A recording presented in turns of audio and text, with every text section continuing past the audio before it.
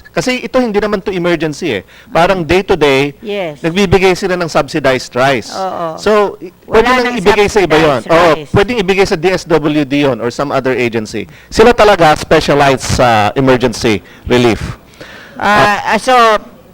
Emergency stocks lang. Emergency What stocks. is that level of emergency stocks? Such as upon declaration of state of calamity, and then meron ng mga operations. Like ngayon, sinasabi sa kanila, 15 days, di ba? 15 days. O tingin mo, kung hindi na magsesell sa retailer, magkano yung emergency stocks? 15 days is a very good benchmark. Ba't yun yung nagsesell sila sa retailer? So, yung 15 days na yun, at hand yun at all times, not necessarily for disposal except for natural rotation. Is that not big, considering that before 15 days, nagsesell pa sila sa retailers? Maaari pong, the exact figure can be reviewed, but there should be some level of buffer stocking, I agree. The exact number, I think, that could be subject to further study. But we can start with 15 days and move on from there. Okay. Because of these operations, NFA net worth, using just official data, no?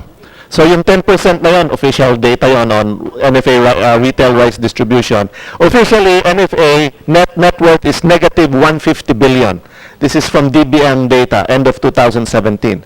So it's one of the most indebted government agencies.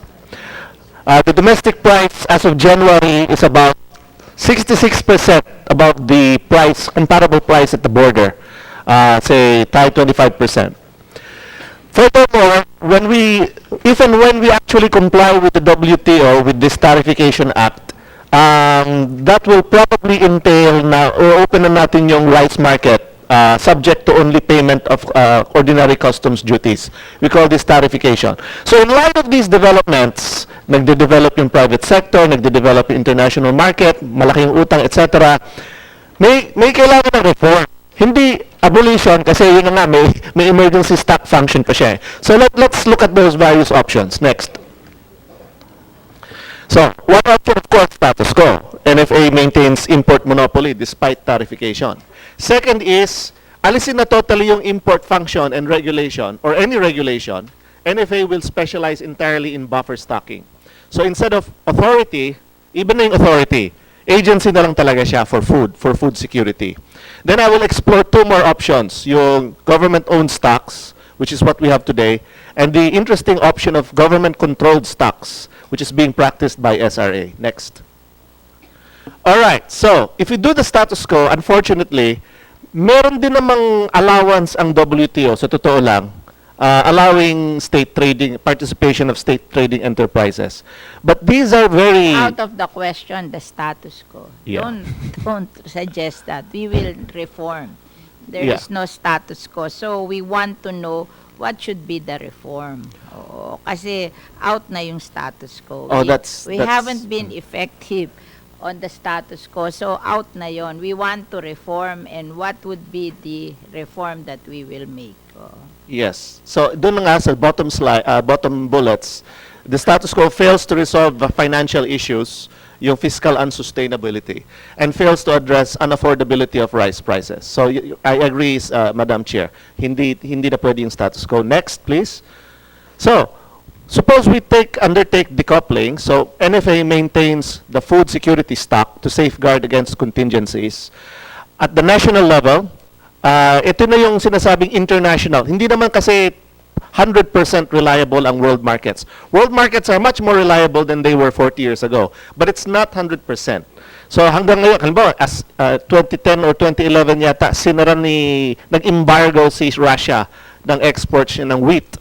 So what if a major rice exporting country also does the same? So we need some buffer stocking function.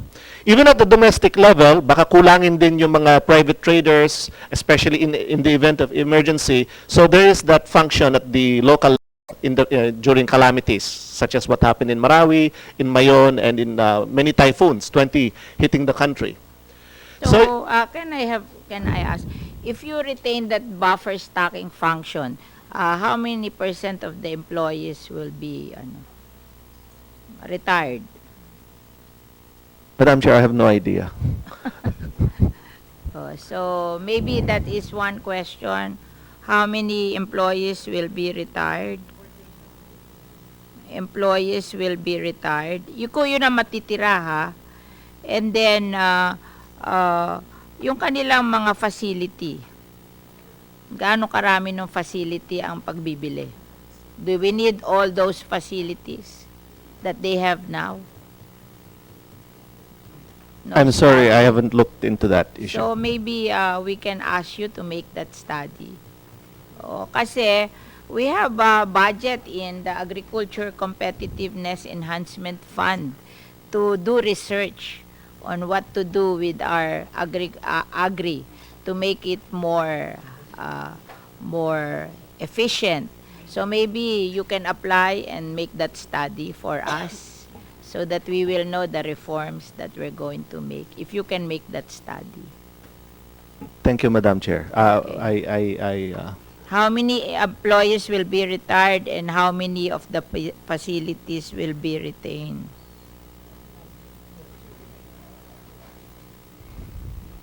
Because definitely, if we tarify, then everybody can import. So it's and they just have to pay tariff. So the NFA will retain its buffer stocking as you suggested. So when you do only that, then you have to think of how many employees will be retained and how many of the facilities will be retained. Kasi I heard they're building a building pa eh. So, because we really have to pass a tariffication law because the President only issued an executive order so that we will remain under the MAV until such time as we pass a tariffication law. So, the Department of Finance is saying that we have to really pass a tariffication law as soon as possible so that we can go on with the tariffication of rice and we can leave yung MAV kasi inaano tayo yung para ikino-complain tayo sa WTO that we are not following the rules. So we have to follow the rules. Okay? So maybe that is one of your research, so you can guide us on what will happen under a reformed NFA and under a tariffication regime. Okay? What else do you... Okay, so regulatory functions. Pwede pa rin naman mag-licensing or import permit, pero pwede na siguro ibigay yan halimbawa sa Bureau of Plant Industry ng DA, which regularly gives sanitary and... ire-reform din yon kasi sa onion lang, nag-fail na yon, di lalo na sa rice. Ano ba yan? Hindi mo malaman kanino ibibigay. Kailangan din naman po for sanitary and phytosanitary, plant and animal and Of course, we human want to give safety. it to DA. Kaya lang, nag-fail din sila sa onion. How do they be good in rice? Next slide, please. Okay, so right now we're on the, so let's say na decoupling na, pero ano yan, pwedeng government-owned. Ito na yung current system na government-owned. Of course, mas maganda yung control pag yung gobyerno mismo bumili. Pero actually, may option na government-controlled lang. So you can relieve government the fiscal burden. Yung SRA halimbawa, mandated nung 2008-2009, 15% reserve for the private sector. So yun na yung pinaka food security and reserve ng sugar at that time. So we can borrow, rather, we can, the way the SRA is doing it. That can be we could explore that. A model for us for NFA. Diba? So this assumes na merong strong private sector na maraming taking over the function of stocking, and then well-regulated yung system as what the sugar industry has. Siguro may mga mandatory na yung warehouse receipt system. Hindi lang siya optional as it is today. We have that system exactly in sugar industry. But yes. Recognize Senator Risa. Thank you, Madam Chair. Just a quick observation na yung KEDAN system na yan, yung warehouse receipt system, would require legislation in order to work. So, baka isa ring pwedeng i-note ng ating komite. Thank you, Madam Chair. We will include that in the rice tariffication law. Oo. So that's why we're asking what are the things that we can do that we can include in the rice tariffication law.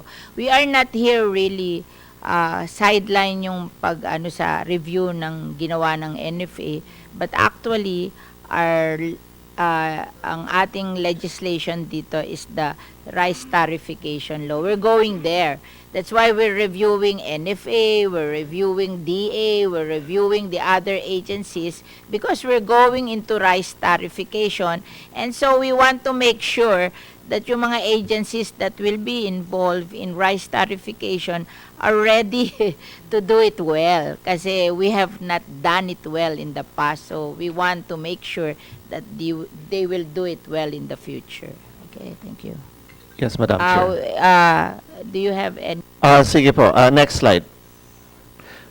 By the way, no, yung system na ito is also done by Singapore. Yung gobyerno ng Singapore doesn't have any of its own food security stocks. Ang ginagawa niya, nire-require niya yung private sector na maglagay ng certain portion of its stocks doon sa kanilang rice strategic stockpile. So it's still owned by the private sector, but it is subject to contractual obligation na anytime government can acquire it with compensation in cases of emergency. All right, so I think the way forward is to immediately adopt decoupling with the government-owned stocks. Yan naman yung kasalukuyang sistema. Then pag-aralan natin yung transition period towards a more modernized rice distribution industry with well-regulated warehouse receipt system. And then siguro part of the original mandate, tignan natin uli, yung development of rice grades and standards. Isa din yun important mechanism for modernizing the rice industry. Tapos pwede yung gawin ng another agency in charge of regulation. Yun lang po. Thank you very much, Madam Chair. Aming salamat po. Parang sinasabi nyo that we can pattern yung NFA to SRA. Oh, di ba? Oo, as a model. Oo, instead of them NFA, SRA na lang. Kasi ang SRA, wala naman silang rice stock, sugar stocking. Oo, parang yung lang nire-require lang nila yung industry to keep that 15%, but they don't own it. Oo. They just buy it if it's necessary, di ba? So maybe pag-ayos natin ng NFA, we can look at SRA, di ba? Okay. Madam Chair? Yes. Pwedeng magtanong, no? Yung figure kasi kanina linabas, sinasabi niya na ang NFA bumibili ng malaki noon. Pero pag titingnan natin sa history, ang NFA never buy 10% or of total our production. So baka yung dapat i-correct doon is yung figure na pinakita niya, importation lang. In which yung importation, never, ang total production natin plus importation, ang in-import lang natin mga 10% eh. So yung function ng NFA talaga, yung sa import lang, ang malaki. Hindi yung total na figure natin na 19. Hindi rin nila natutulungan yung rice farmers. Yes. Oo. So, yung importation lang. Kasi alam mo talaga, if you look at yung what we should import, parang ang short lang natin at most 5%. 5% of what we need. Pinabalik-baliktad na namin yung figure. It's really 5%. Kaya nga ang kailangan lang something like 500,000 metric tons. Yung 1 million na nga, being nice na yun being nice na yun. It's really 500,000. Miski pabali-baliktad din mo yung figure. Kasi ako pinababali-baliktad ko na what is the shortage Kaya nung mag-import tayo ng 2.4 million metric tons noon, sinira natin ang world market Kasi walang umi-import ng 2.4 million metric tons. And then nabulok lang lahat yon, di ba? Sa ating warehouse, di ba? Anyway, maybe Senator Aquino would like to make an opening statement. All right. Thank you, Chairman Villar. The senators have questions. You can go ahead. You are ahead of me. Okay. Yes, please. Thank you, Madam Chair, and salamat din, Senator Bam. Maikling statement lang po. Madam Chair, maraming salamat po sa patuloy na pagdinig sa usaping ito ng bigas at pagkain. Bilang isang nanay, alam natin ang halaga nito sa araw-araw nating buhay at pamilya. At bilang Pilipino, alam nating bahagi na ito ng ating kultura at laging parang may kulang kapag walang bigas sa ating mga hapagkainan. Kung tutuusin, mahaba na ang ating naging diskusyon hinggil sa kakapusan ng murang NFA-priced rice sa mga talipapa. Pakiramdam ko nga po, Madam Chair, sa hinahaba-haba na ating palitan, paikli naman ng paikli ang pasensya ng ating mga kababayang umaasa sa mga bigasang bayan para pantawid gutom. Ungkatin man natin ng malalim ang mga alegasyon ng korupsyon, akusasyon ng tariffication at kutsabahan ng ilang kawani ng mga ahensya ng gobyerno sa mga importers at traders, mananatili pa rin pang-2 araw ang buffer stocks na NFA rice. At sa totoo lang, magugutom mga kababayan natin, lalo na ang mga mahihirap, dahil mas pinipili ng mga ahensyang, kailangan sabihin, nandito na magmatigas sa kanilang mga posisyon, magturuan na kung ano at sino ang may otoridad, magpasahan ng mandato at responsibilidad at magkanya-kanyang palusot para makaiwas sa pananagutan. Naghihintay ang mga magsasaka, nagtitiis sa gutom ang ating mga kababayan at mababansot, panigurado ang mga bata sa mga darating na taon dahil naparalisa ang mga ahensyang nandito sa mga pulisiyang sila mismo ang may gawa at pwedeng baguhin ng ehekutibo kung gugustuhin ng walang kagyat na pangangailangan para sa Kongreso. The debate on the rice issue, Madam Chair, has become a public spectacle. There was policy paralysis in the executive. The executive branch seems unable to come up with a unified position on the matter at hand. Malinaw sa akin na nabigo ang NFA Council at NFA Management na tuparin ang mandato nito na masiguradong may bigas at may murang bigas para sa mahihirap. Kung hindi kaya ng NFA, sinong may kakayanang ipatupad dito? Sa kabilang banda, Madam Chair, tingin lang ho tayo sa ating mga likuran at nandyan po ang kasama natin ang mga magsasakang nagmamasid sa atin at nag-aabang na matugunan ng kanilang hinaing para sa dagdag na ayuda, abono at subsidyo. Baka nga ho ang ilan sa kanila ay natigil na lang sa pagsasaka dahil kahit anong araro ang gawin, lugi na, abonado pa at mananatiling lubog sa utang. Baka naman sila naman ang maging sentro ng usapan. Sila naman para makalamang-lamang din sila paminsan-minsan. Minumukay ko po, Madam Chair, bilang bahagi ng committee report para sa emergency rice reserves na bilhin ng gobyerno sa pamamagitan ng NFA sa halagang 19 na piso pataas ang mga ani sa parating na anihan habang inaantay ang ini-import na bigas. Atasan na rin natin ang DA, NEDA, DOF at NFA na masiguradong maisakatuparan nito. Kaugnay nito, Madam Chair, mungkahi ko ding bantayan ng DTI ang alegasyon di umano ng hoarding ng mga private traders at kasama ng Philippine Competition Commission magsumite ng kanilang pag-aaral at plano paano wawakasan ng mga ganitong modus operandi ng mga rice traders at middlemen. Kaugnay ng tariffication ng bigas, mungkahi kong bigyan ng papel ang NEDA na siyang pangunahing ahensya na magkukonsolida ng posisyon, argumento at magbigay ng wasto at tamang impormasyon sa mga susunod na deliberasyon ng ating komite o di kaya sa plenaryo. At maraming salamat kina Professor Briones, sinimulan na po ito ng PIDS. At bilang kakapasalamang natin ng Healthy Nanay at Healthy Bulilit Act of First 1,000 Days at batay sa ilang pag-aaral ng 1% pagtaas lamang ng presyo ng bigas ay nagdudulot ng dagdag na 0.6% sa insidente ng pagkabansot o stunting. I move, Madam Chair, to invite FNRI and NNC, National Nutrition Council, to provide updates on the consequence of high price of rice on health indicators of children in families that barely have enough resources to buy the recommended food basket. At sa panghuli, Madam Chair, bago ako magbigay daan kay Senator Bam, minumungkahi ko rin na ang DSWD ang tumugon sa pangangailangan ng mga pamilyang nagugutom sa pamamagitan ng pamamahagi ng mga rice coupon o voucher kung hindi pa rin makakatugon ng NFA sa usaping ito. Maraming salamat, Madam Chair. Just want to comment na pag itinaas na natin ng 19 from 17, yung selling price ng NFA will go 33 to 37 na yon. Oo, kasi hindi naman pwede kasi yung 19 ano yun palay yun. To convert to rice, baka mga 30 na yon plus yung overhead ng NFA.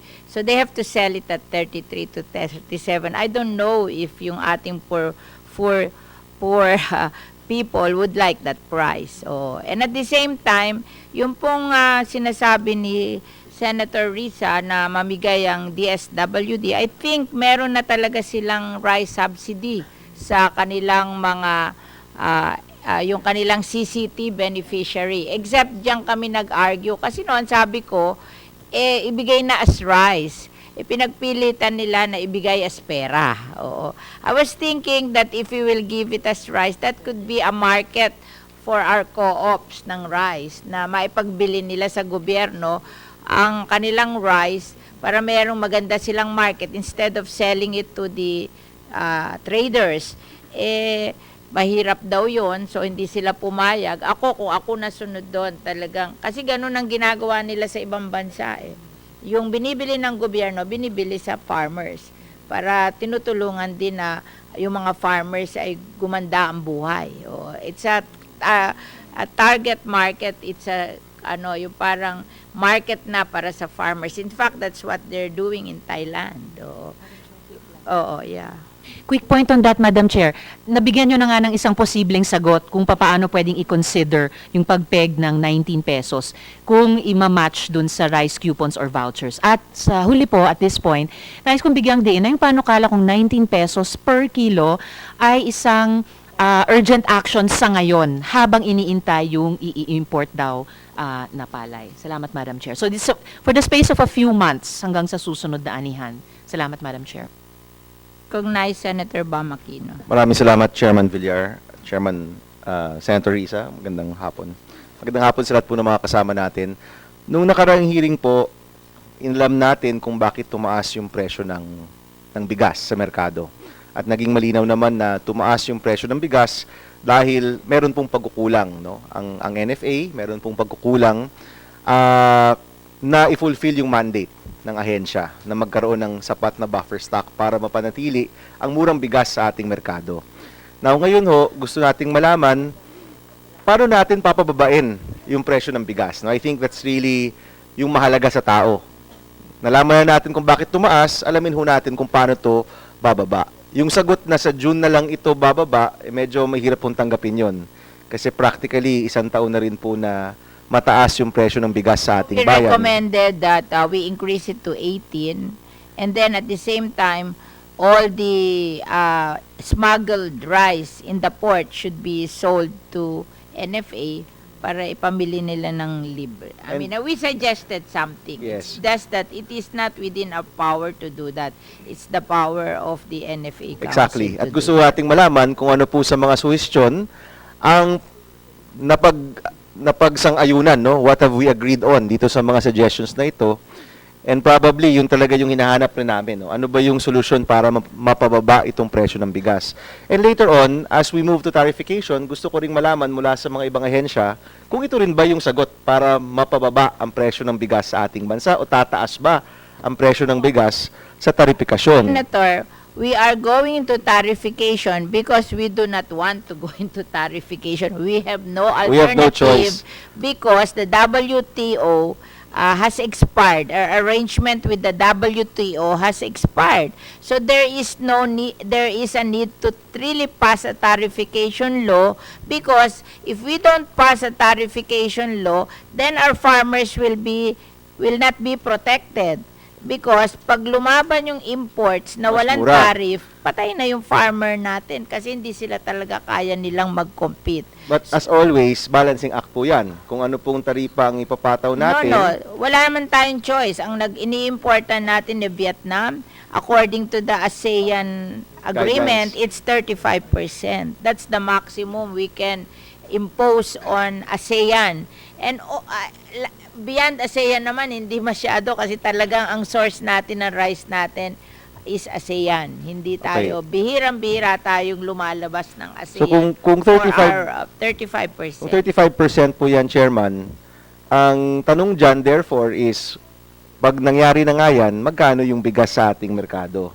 At Merong report ang they will report yung ano ba yung nag-report NEDA na 46 provinces are competitive, 'di ba? May report na ganon. Tapos the rest are not competitive. Yes. So, parang ang gagawin natin, yung 46 provinces na competitive, okay 'yon.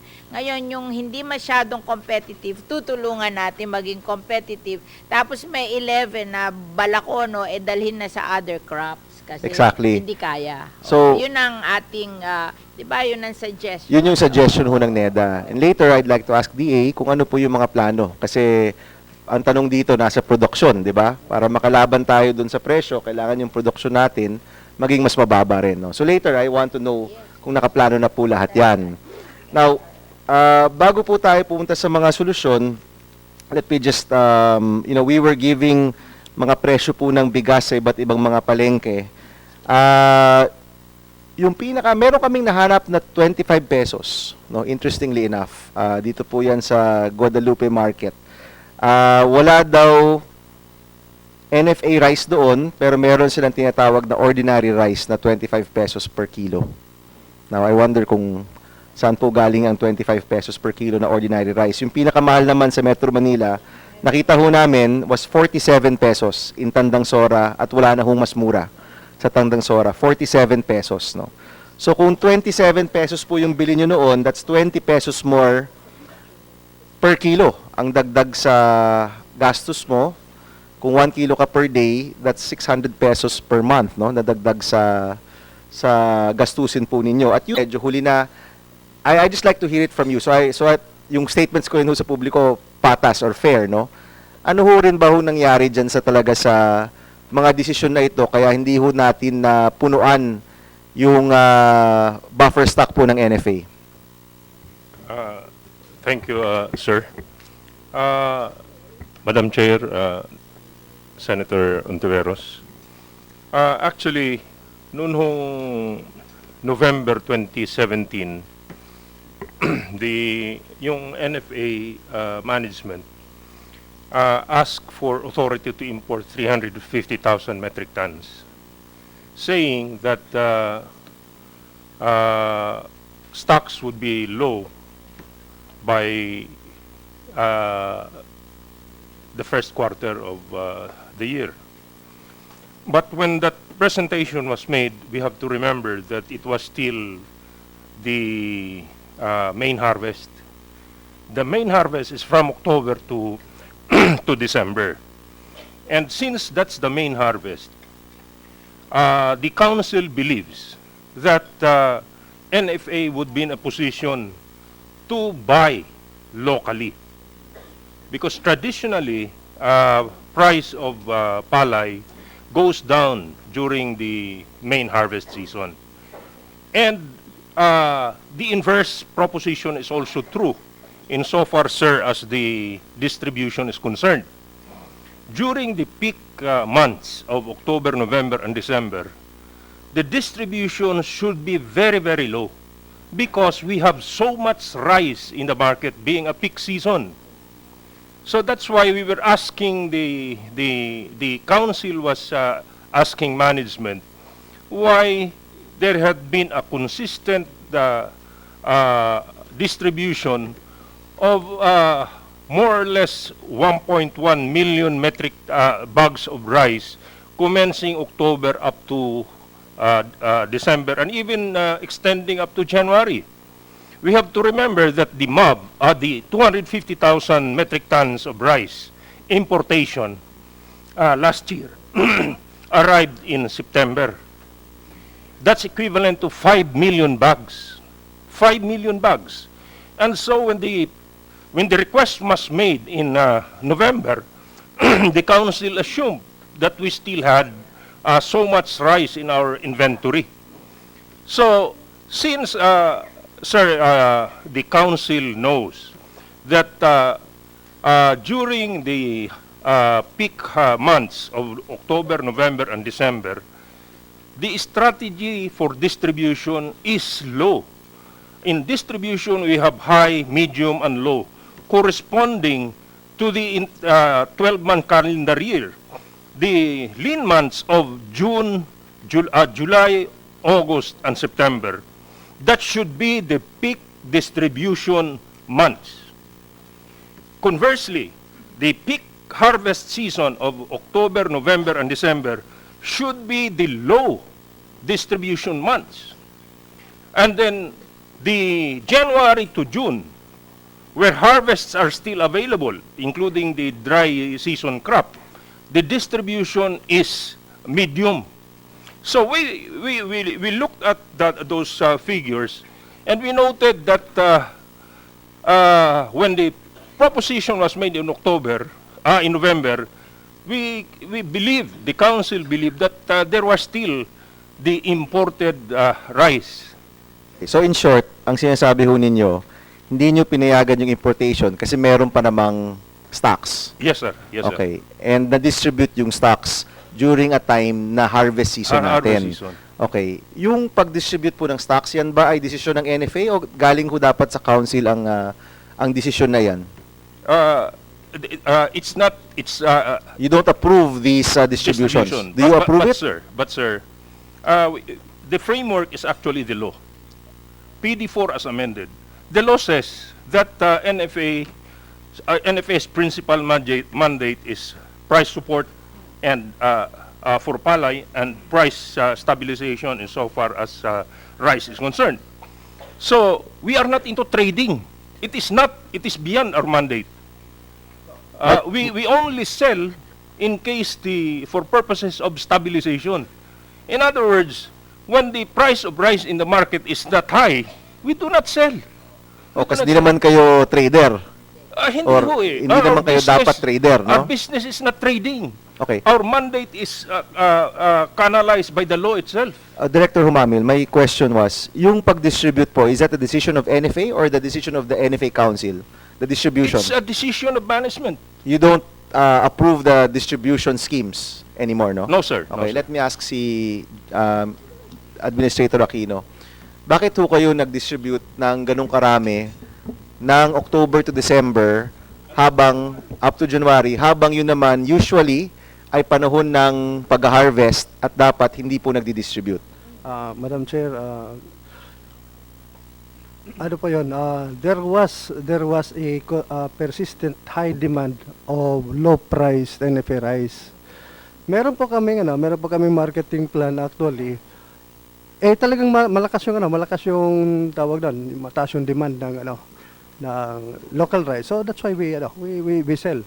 And of course, we also follow again, yung nasabi ko last time, we also follow the 369 rule that we have to dispose these stocks before 6 months kasi nagde-deteriorate na yung quality ng bigas natin. That's the main reason. Nung na-distribute niyo po siya, magkano yung benta po ninyo? The same po. Same lang. 27 and 32. But that is a deviation from the usual strategy na kapag harvest time, dapat mababa yung nilalabas ninyo. Ganito po, hindi naman siguro lahat rin ay bumibili ng ng rice from the commercial. Kaya sa NFA sila kumukuha. That's why nag-increase yung demand during those times. But I think ang sinasabi ni Director Humamil is hindi dapat tayo based on demand na gustong bumili sa inyo. It should be based on ano ba yung epekto ng paglabas ninyo dun sa presyo. Senator Bam, there is a report that they sold their stocks as dahil bulok, binenta nyo sa mga trader dahil pakakain daw sa Madam Chair, Oo. Madam Chair. Yun, merong ganong contention, kaya naubos yung stock. I mean, it did not come from us. It came from other people. They told us. So, please explain that. Yes, I have explained that already last time that we sold the old stocks. These stocks came from 2015. Meron pa nga 2014 15 and 16. And magbili yung mga 2014. Bakit yung 2014 nasa 2017 pa? Ano ba yan? Ay, What di po, kind ang- of management is ang that? binenta po That namin yung old mga stocks, nabubulok sa Madam inyong Chair. rice when So- the people have no rice, cheap rice to eat. Madam Chair, Parang kaya nga namin labo-labo binenta yung ng old stocks. management nyo, Kasi diba? ayaw naman hipakainin rin magbenta ng old stocks sa merkado. Yung binabanggit ho na October to December, ang binenta nyo ba doon ay nabubulok na stock o maayos pa na... Meron po kaming nabenta na yung aging stocks ang tawag namin diyan at yung regular namin na binebenta sa Yung 1.1 merkado. million tons, ano po yung hatian yan ng... I'm sure you have the figures, no? Ano po yung hatian yan ng bigas na nabubulok na at bigas na hindi pa po nabubulok at pwede pa pong ibenta sa merkado? Hindi pa po siya nabubulok, aging lang po ito. Oh, aging po. Bali, Sige po, aging. nagde-deteriorate. So wala ho kayong binenta wala ho kayong binenta na 3 years old or 4 years old. Ito sa October to merkado. December. Opo. Tapos na po Tapos yung na yun. earlier. So, itong 1.1 million ho ninyo, ito sinasabi niyong aging na, hindi na pwedeng i-maintain sa warehouse kaya nyo po binenta. Meron po kaming marketing plan po.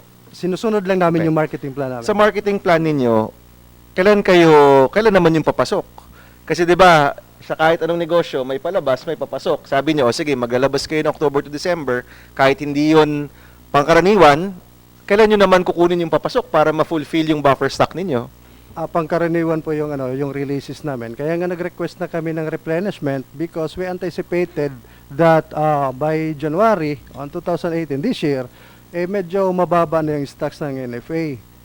So, nag-request na kami because maubos. And nag-request kayo ng importation because as you said the last time, wala kayong mabili sa mga Wala rin kami mabili of course, hindi rin sumasang-ayon po yung mga tao sa likod ninyo, no? But by the time na nag-request, Congressman na Mindoro Occidental told me, wala naman daw sa kanilang namimiling NFA. Mura lang daw ang bigas sa kanila.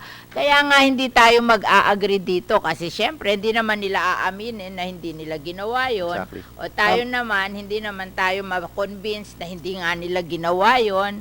Kaya nga gusto ko itong ating hearing, matapos na sa sisihan na yan, and then we move forward, we study a system na hindi na mangyayari yan. Kaya i-reform nga natin tong NFA kasi they have failed to do it, di ba? yes. Sige, go ahead.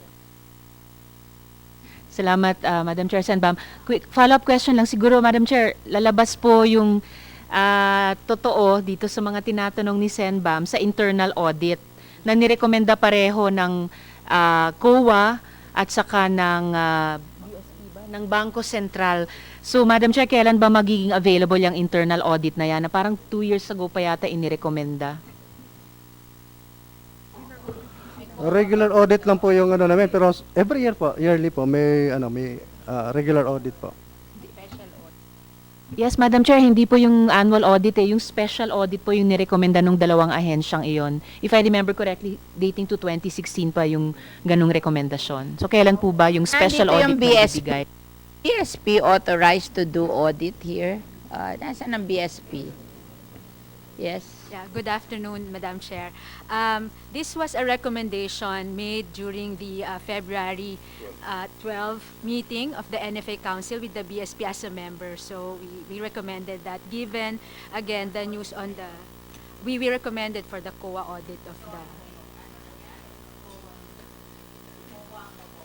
yes. None yet.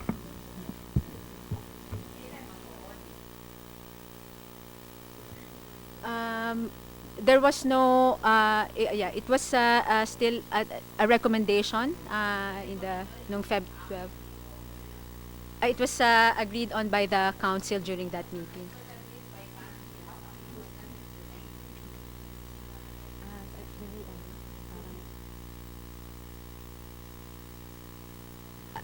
I guess it would have to be COA. Yeah. No, I know, Madam Chairperson, mayroon hong suggestion yung council, hindi ginagawa ng NFA. May gustong gawin yung NFA, ayaw po ng council, gusto po mag-audit, wala naman nag-audit. In the end, in action, tumataas yung presyo, no?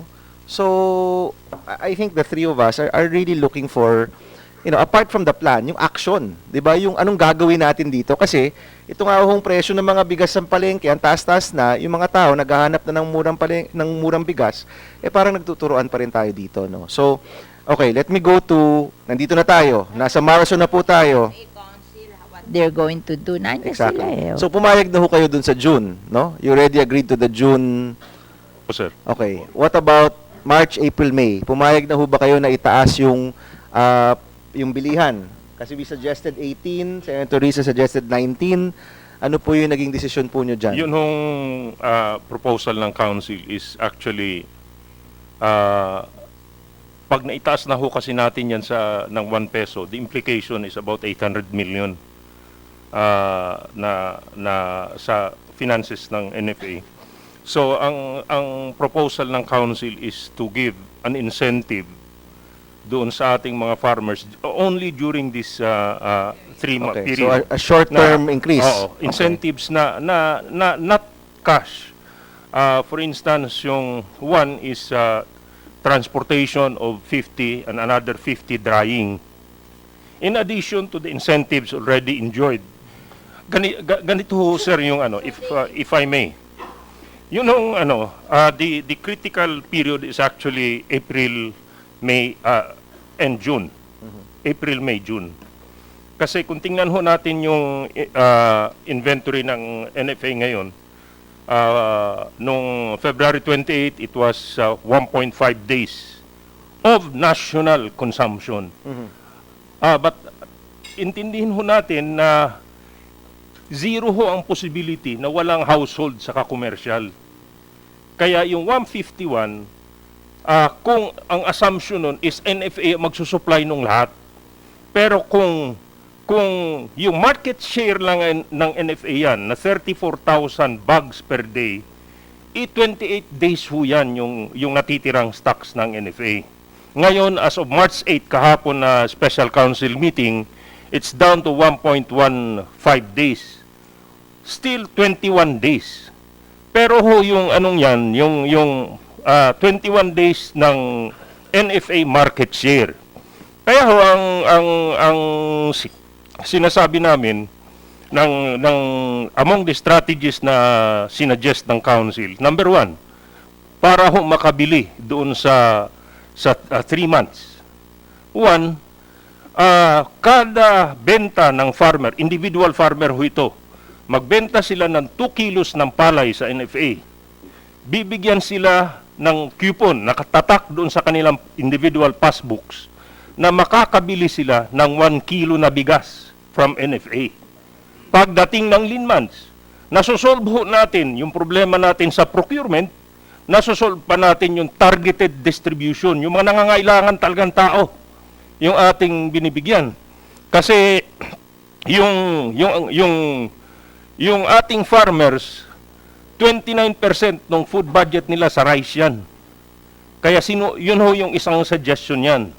Kasi there is yung findings namin, dahil mahihirap yung farmer, pag nag-harvest sila, binebenta nila lahat yung rice nila, hindi sila nagtitira sa kanilang consumption dahil wala silang pera, gusto nila perahin agad, di ba? So nagbebenta lahat sila. And then pagkakain na sila, bumibili sila sa market ng napakamahal.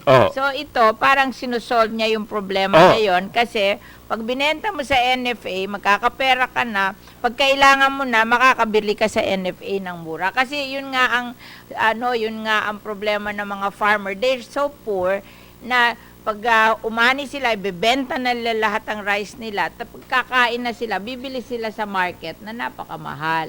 Kaya yun nga ang yung parang nalulungkot tayo why it's happening. So in a way, that system will solve that because kahit nila ibenta lahat sa NFA, pag kailangan na nila bigas, makakabili, they're entitled to buy from NFA na mura. Let me ask, sige, one second, no? Kasi alam nyo, yung mga scheme na ganyan, no, si Department of Finance mahilig rin sa mga ganyang klaseng schemes na we do, social mitigating measures, Kasi ganyan. alam mo. Ang takot ko lang ho kasi is, we have a very short span of time, baka ho masyadong komplikado yung proseso, hindi naman ma-implement within 2 to 3 months. Kaya kung ako nag-NFA chairman, kaya kong gawin yan. Oho. Kaya kong bumili at 17 at That's- magbenta ako sa 25. That's why gusto kong tanungin ho Kaya si tayo na DA. problema. You were not able to do your job. Exactly. Kung ako hindi senador at nag-NFA, magre-resign ako kung hindi ko makayang gawin yan. Tanungin ko ho si DA, no? Kasi kayo po yung nangangasiwas. Paano natin ito-solve yung problem? Na in the beginning, that's your problem. Exactly. That's not our problem. That's your mandate. You should have done that. Opo. Yusek, Serrano or Kayanan, ito ho bang sistema na to, since kayo po yung nag-aalaga sa mga magsasaka natin, is that doable in the next month, in the next few weeks na dun sa passbook, may tatak, pwedeng kun? Kaya naman ho. Kasi kayo po yung mag-i-implement yan, no? Ang DA po yan, no? Ang NFA. Okay. Sir, actually we're doing that. Wala lang talagang nagbebenta, wala lang pupunta sa ano. Oh, wala do you lang think nagbebenta. with this scheme, may magbebenta na po ng bigas sa inyo? Na po namin inadapt yung Pag sistema ikaw, niya. as an Tagal- NFA administrator, wag ka mag-intay sa kanila. Pablabasin mo yung mga tao mo at mamili kayo sa probinsya. Kasi Meron po, sinasabi ng pumupunta po mga tayo. tao sa Wala lang talaga po probinsya, nagbebenta. Wala namang namimili sa kanila. Hindi ka talaga mabibili kung nakaupo ka sa opisina mo at iniintay mo silang dumating sa iyo kasi ang mga farmer hindi naman sila ganun kagagaling na at saka wala naman silang pasahe para pumunta sa inyo. Kayo ang dapat lumabas sa kanila at mag-proactive kayo ng pamimili. Hindi yung nakaupo kayo sa opisina nyo at iniintay nyo yung mga farmer na pumunta sa inyo. Hindi pwede yun. Oh. We're doing that, Senator. We're doing Director, that. yung pinapa-implement ninyo, sinasabi ng it won't work. So, And, we're back in the same problem. Dito naman tayo, yung NFA Council, hindi ko na nga alam kung sino sa inyo yung tama dito. Ang alam lang namin, hindi nagagawa yung trabaho. Okay? But your suggestion, sinasabi niya, ginagawa na niya. Hindi ho sir kasi yung ano ang existing practice ng NFA is to give preference to those who sell to farmers who sell to NFA. Ito contractual commitment mo, a demandable right na pagka nagbenta ka ng 2 kilos, bibigyan ka ng isa. So hindi lang ito preference. Hindi ito privilege o ano. Sir, walang discretion ng NFA dito. Opo, it sounds like a good plan. Okay, but yung tao pong o yung ahensyang inaasahan nyo mag-implement has just said na they don't think it will work. So paano ho natin mai-implement yan? Let's That's make why it I was work. asking DA, baka makatulong ho kayo. Can you share nga any thoughts on this, Yusek? Kasi, di ba, baka hindi namin narinig yung panig rin ho ninyo. Sir, because of that interagency courtesy, ang pwede ko pong i-share sa inyo kung merong bibilhin. Yes, Doon sir. ba? Ang sinasabi po natin dito, meron tayong datos coming from PSA, meron tayong datos coming from the LGU na nag-harvest at kasalukuyan tayo may mga harvest. So, sinabi So, naman may po mabibili. meron po. Magkano po? That is not our mandate, sir. Yung Hindi, but progression. kasi ang sinasabi ho ni Mr. Aquino, walang 17, di ba? Sinasabi niya, kahit daw sir mag-scheme ka pa, walang bebenta ng 17. I think yun yung sinasabi ho niya. So kayo po, gusto ko lang po malaman, alam nyo rin naman yung sitwasyon ng mga magsasaka, meron po bang magbebenta ng 17? Or itong 17 with the assurance of rice, may magbebenta po ba o wala? Sabihin ko na lang po siguro yung current running price po ngayon. Ang current running price ng mga bahay ngayon is 19.20. Mga ganun po. So quick addition to that point, kasi sinabi nga ni Senbam, isa sa mga mungkahi ay yung sa akin na 19 pesos per kilo. Mababa pa yun ng 1 piso sa sinabi ni Sec Piñol nung nakaraang hearing. Sabi nila 20 pesos per kilo. So maganda may mungkahi.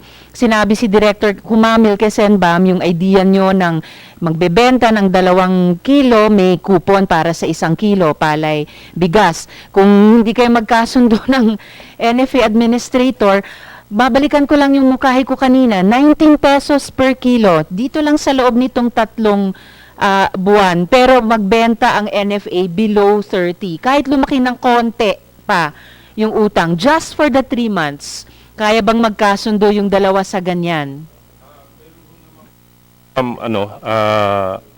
Kumbaga, Madam Chair, sorry, Sir Director, NFA should be willing to subsidize, just for these 3 months, maitawid lang yung mga tao sa gutom. Monday ho, merong special council, regular council meeting and also cabinet cluster meeting involving NFA. So these matters would be taken up. Yung pangalawa ho, sir, na suggestion namin, yun ho sa individual farmers yun. Doon naman sa farmers cooperatives saka farmers organizations, pag nagbili sila nagbenta sila sa amin, halimbawa sa NFA ng 1 ton, bibigyan natin sila ng 1 ton din na import quota. So, kung ano man yung nawawala sa kanila, wala hong mawala sa gobyerno, walang additional cost sa atin. Kasi yung quota kukunan lang natin sa quota sa MAB. So, kaysa kung sino-sino ang bibigyan natin, di sa farmers na nasigurado. So, pagbenta sila ng 1 ton sa NFA, bigyan natin ng 1 ton na quota sa rice importation. So, kung ano man yung opportunity loss na mawala sa kanila, makukuha nila doon sa selling the MAB rice at 35. Maski 35 or 38, kikita na sila. Well, sige ho. Ibenta nila yung import quota nila sa smuggler. Oo. Pero kikita sila doon. Alam mo, yung mga co-op, ibinebenta nila yung import quota nila sa smuggler. That's the reality. Meron Kasi akong pag trade-off, nahuli mo, nandito yung listahan ng mga nahuli na smuggler, puro sila co-op. The Bureau of Customs gave us a list of those na finailan nila ng kaso ng smuggling.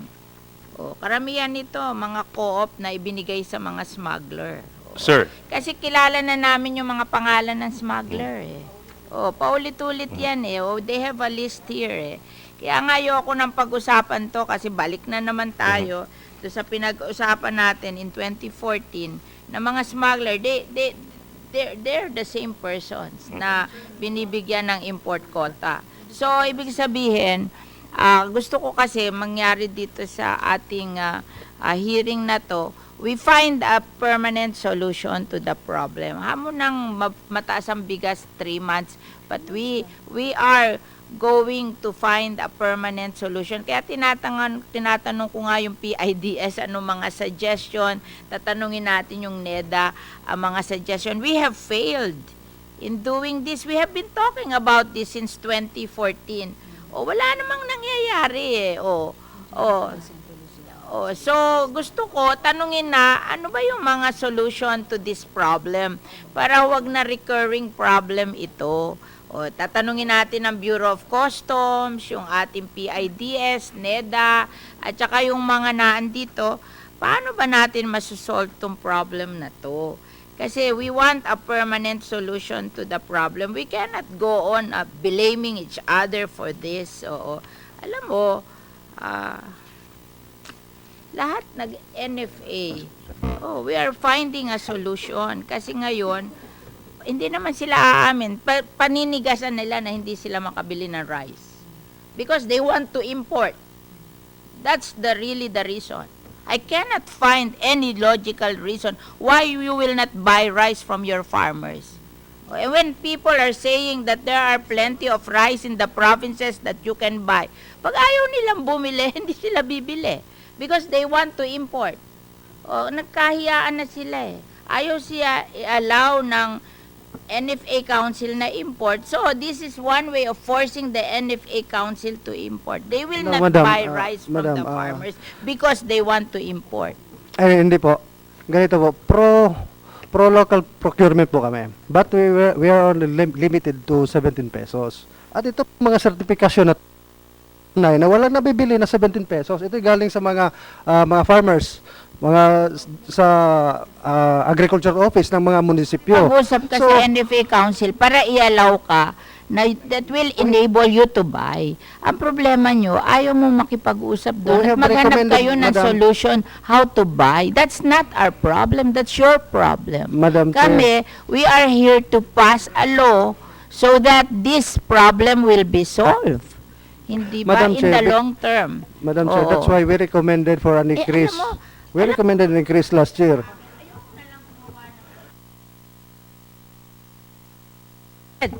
The way you're managing NFA, hindi ko na nga ayoko na nga pag-usapan to kasi what will it serve us? Hindi mo naman to aaminin. Ito, documentation on how you are managing NFA. Ayoko na yan. Kasi tapos na ako dyan. I don't want to be arguing with you how you will manage NFA. And you are not the only administrator at fault. Lahat ng NFA administrator did the same thing. Yung mga nakadocument dito, hindi lang ikaw, yung previous NFA administrator, yung ilang level ng, ilang panahon ng NFA administrator, nakadocument dyan. Ayoko na nga pag-usapan yan kasi it's not only your fault, it's the fault of everybody. It's the system. It's the system. Maybe when you enter NFA, yung mga tao doon, ginagawa na to at hindi mo na rin sila mapipigil. It's the regional offices. Nandyan, nakadocument. So ako, when I saw that, ayoko nang pag-usapan yan kasi pinag-usapan na namin yan in 2013, in 2014. Are we going to go back there? Di magtanong na lang tayo kung ano yung sistemang effective na ginagawa. Sabi nila, the SRA model is better. Maybe we will look at the SRA model para magawa natin yung baka maging effective sa rice, yung sugar model, di ba? Oo. Yes. Well, I think yung hinahanap po kasi natin dito, long-term tsaka short-term solution, no? Yung short-term hanggang June, pag may parating na bigas, that will stabilize the price, pero June pa yon. Yung short-term, nagsuggest na po yung chairman, pero mukhang wala pa ring consensus, no, on this short-term solution. Sir, I hope by Monday, maayos nyo na yan, no? Pero yun yung hinahanap ng mga tao ngayon. Now, sa long-term, yung SRA model, I'd like to ask si Dr. Briones who talked about the SRA model. Pag nag-SRA model po tayo, so may taripa na po yung papasok, are we expecting, what are your projected, yung price ng commercial rice natin? Ano po yung magiging levels po niya with that? Will it be higher? Will it be the same? Will it be higher? Will we still have 27 pesos rice, or because di hamak mas mura sa ibang bansa, we will have even cheaper rice? That might be a problem naman for our farmers. Ano pong projections po ninyo?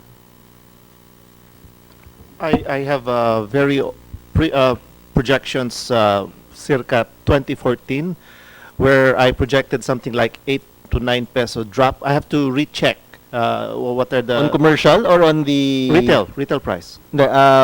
For the commercial rice, no? Kasi in Commercial that model, rice, yes. wala nang binibili ang NFA. Yes. No? So bababa siya, buffer stock na lang siya. At in that model, hindi na magbebenta ang NFA sa merkado. Tatago na lang niya for emergencies. Only for the purpose of rotation and for sale during emergencies, for emergency relief. Okay. If we're Aside from that, no further sales. If we're looking at a 10 peso drop, di sabihin mo nang yung 42 nasa 32 to 34, wala rin tayong opportunity for a 27 pesos. Because kahit anong sabihin natin, yung role rin ng NFA is to have the cheaper rice Naman, in the market. kung sasabihin mo, itataas mo ng 19 or 20, ganun na rin ang Nasa 30 presyo. na rin yun. Hindi na talaga, out na yung 27, di ba?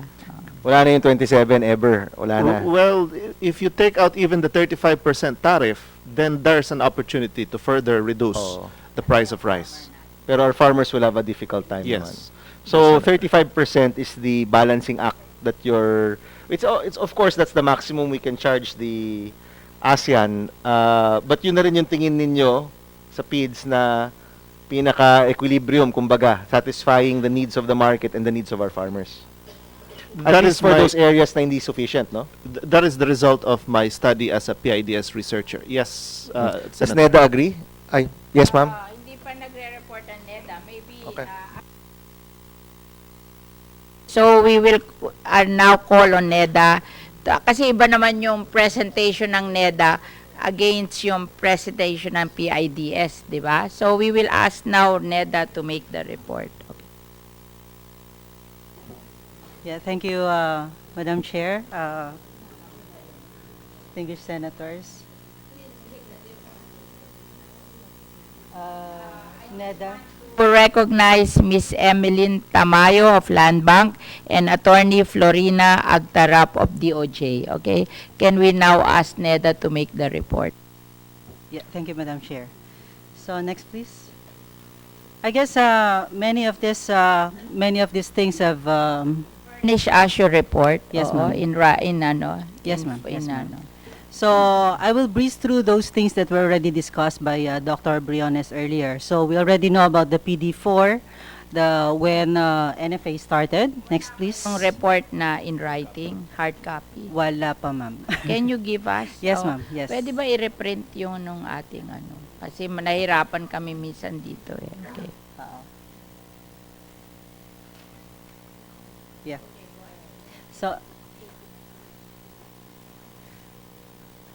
So we started with what is the problem that we have with the current system, especially with respect to the NFA. Number one, it really has a conflicting mandate, which is both proprietary and regulatory functions. And therefore, if you only look at the Section 2 of RA 10149, that's the GOCC Governance Act of 2111, this is already inconsistent with the principles stated in that particular act.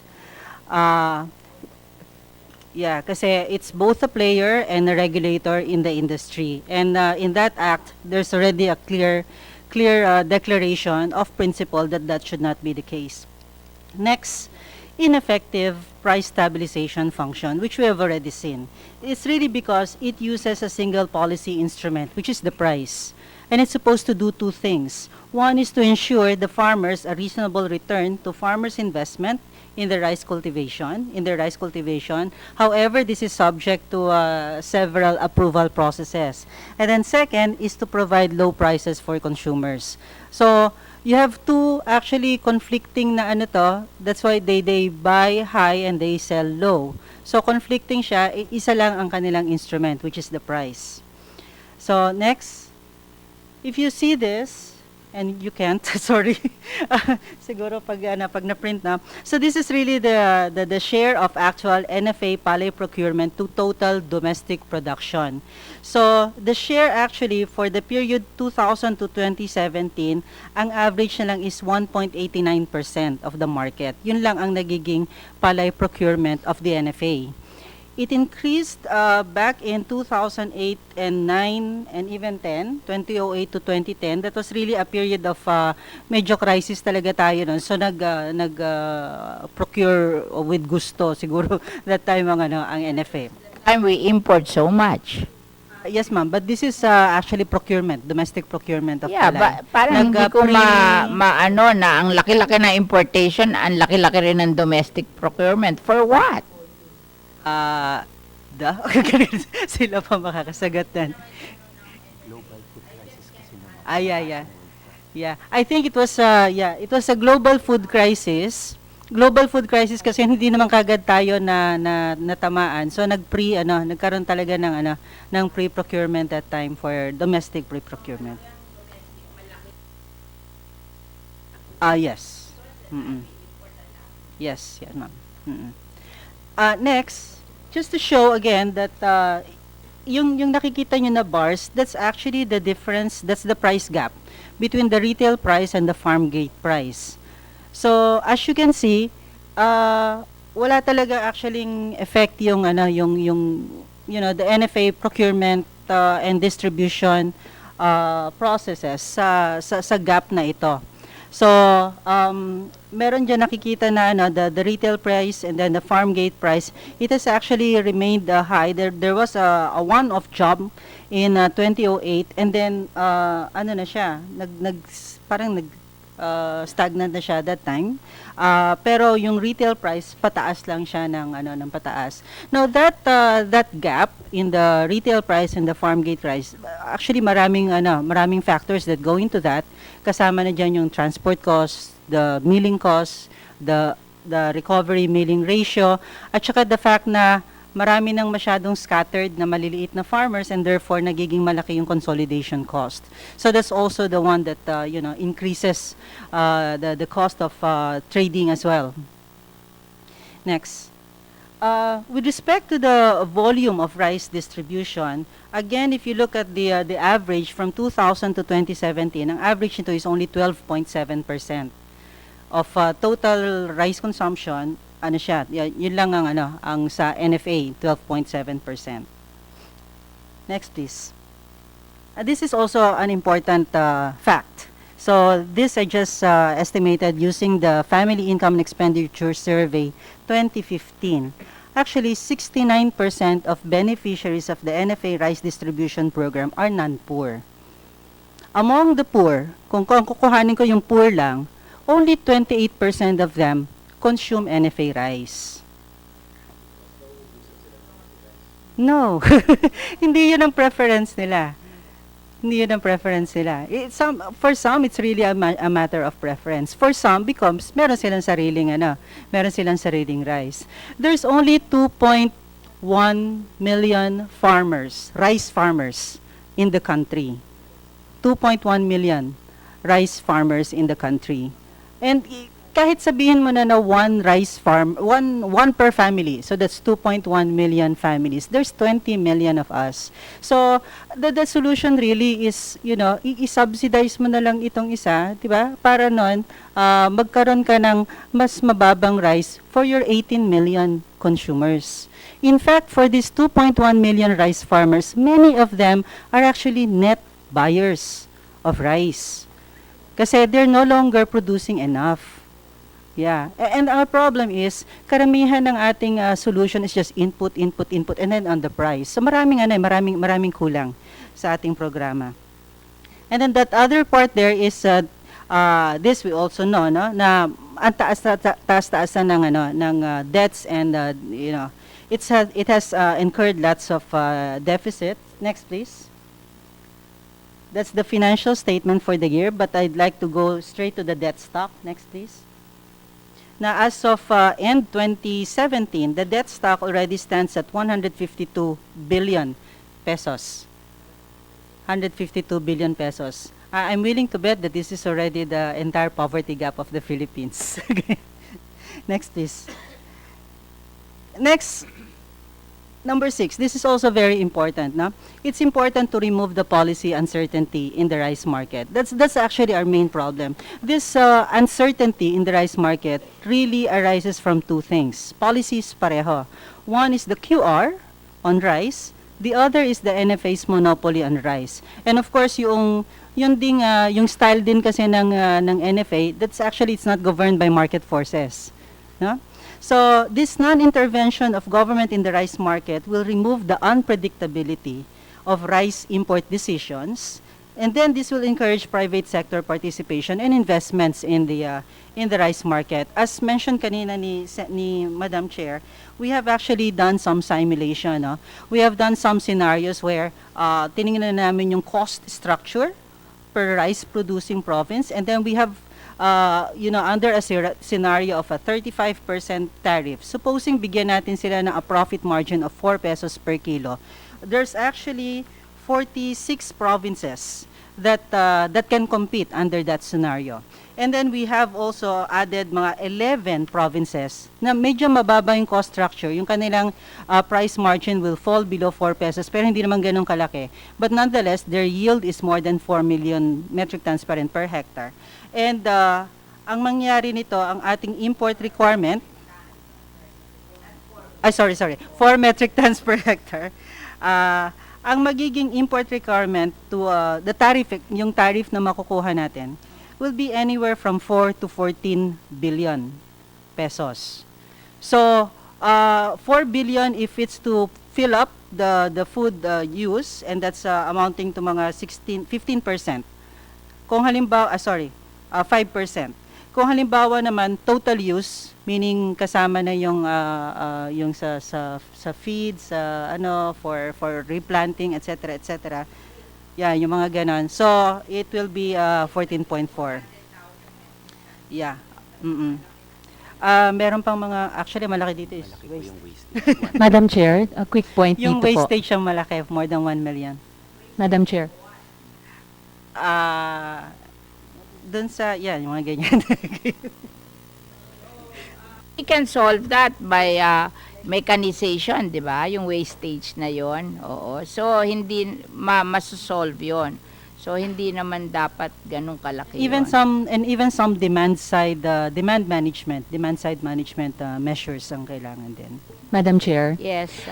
Bago lang magpatuloy si Yusek Adilion, tingin ko importante yung sinabi nila na NEDA has identified 46 provinces plus 11 provinces na highly productive, may pwedeng maging competitive. Kasi dun sa plano na hiningi ko kanina sa NEDA at tingin ko may mahalagang inputs na ang PIDS, baka exciting explore na selective din yung pagsuporta ng competitiveness in specific provinces in the country. No? So, thank you, Madam Chair.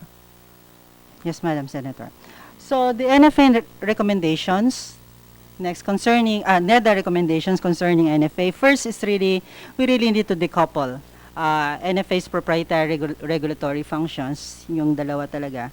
Next is to just focus on maintaining a suitable level for buffer for emergency purposes. May ginawa rin po kaming simulation, Madam Senator, na ang isang assumption namin is supposing wag naman sana mangyari is we experience 20 Yolandas in a year. Okay? So tiningnan namin kasi yung dami ng naapektuhan, gaano No, katagal. 20 Yolanda. Yes, ma'am. Yes, ma'am. Don't So, call it Yolanda because Yolanda is different. Yes, you know, ma'am. maybe 20 storm a year but not sige. the level of Yolanda. Okay. So anyway, kung ganon, then we will need mga 24 days worth of buffer stock. Yan. Kung halimbawa naman not as kasi that's very improbable na, no? Kung halimbawa naman something like ascendong, yan, we will require 4 days. So siguro to be safe, yung 10 actually is already a safe estimate of buffer What stock. do you think of the suggestion that we don't own the stock, we just control it like what SRA is doing, that they require the farmers organization to keep a 10-day buffer stock that is not owned by NFA but NFA can buy in case of emergency. What do you think of that? Ang problema dun, Madam Chair, is with respect to the monitoring. The SRA has done that for sugar. Maybe Yeah, we pero can do it very for limited din rice. kasi ang players mo in the sugar market. Kilala nila, iilan lang sila doon. For rice, there's so many of them. And then, it's So also a you don't staple. think that's practical if you have Yeah. this what you call Mm-mm. warehouse receipts. I think the warehouse receipts is something that we can look at. Oh yeah. Yeah, we can explore. That's their suggestion. We Yeah, have yeah, this yeah. warehouse receipts. Yes, So you yes. control that and you require them to keep 15 days or 10 days buffer stock which the government can buy in case of emergency. So wala na tayong yung magbibigay tayo ng pera na laki-laki na subsidy because we just buy when there's emergency. I think it's just important that From the private sector. yeah, it's also important that some government agency, let's say a DSWD, dapat meron silang naka-stock. We'll restructure the NFA that it's like SRA. Na walang holdings ng rice, we just require the private sector to have a buffer stock and then we buy them in case of emergency para mas maganda. And then we have to talk to this GCG kasi supposed to be sila yung kaya yan ipinasyang bill na yan, i-review nilang NFA if they're doing good and they recommend what to do with NFA, di ba? Yes. A question for, thank you Yusek, no? Salamat. A question for DA. So, assuming ho na, hindi pala assuming, wala tayong choice, magka-tariffication na tayo. Anong support ang kailangan natin for our farmers? Because definitely, magkakaroon niya ng konting, syempre, we want to have cheaper rice for our countrymen, but at the same time, alam naman natin, not all areas are competitive, no? So, yung mga areas na competitive, sa konti pantulong, of course, free na yung irrigation, sana mapababa yung kanilang cost, no? But there are some areas na talagang masabi nating hindi talaga sila competitive, pero traditional rice producers sila sa ating bansa. What kind of support would they need? do we need to move them to another crop? What possible crops are these? At yung prosesong yan, how long will that take at mga magkano kaya? No? How much will that entail also? Madam Chair, first and foremost, we develop a roadmap for the rice program specifically, and on that roadmap, it has a short and long-term what they call program. In fact, of course, on top of the physical accomplishment that we'll be having there, that and tied with it will be the financial requirement. So it comes within the budget.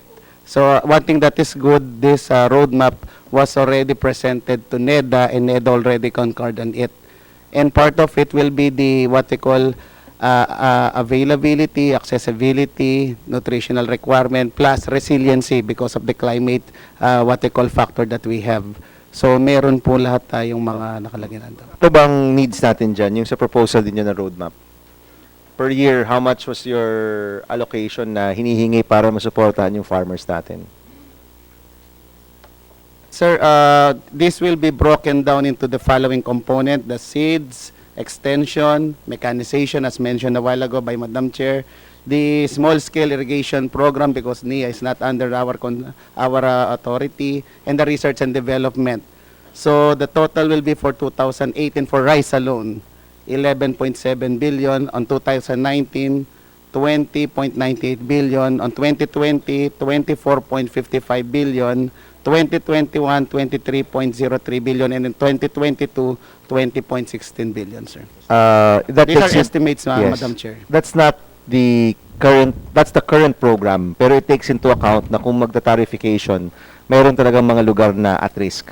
Is that correct?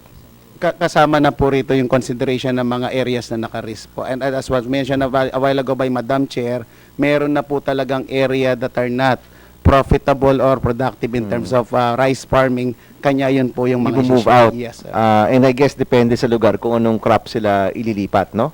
Yes, sir. And Right. yung paglipat ng crops, how long does that process take? Kung ikaw ay isang rice farmer pero sa lugar ninyo talagang masyadong mahal yung produksyon at ililipat mo siya sa ibang crop, maraming interventions yan. Hindi naman yan mangyayari overnight. Tsaka syempre, tutubo pa yan, di ba? So, mga gano'ng katagal yan usually? That period na potentially baka walang kikitain yung mga magsaka o talagang mahihirapan talaga sila. We have will be the use of the color-coded agricultural guide map, wherein it tells there 20 more other suitable crops and the productivity.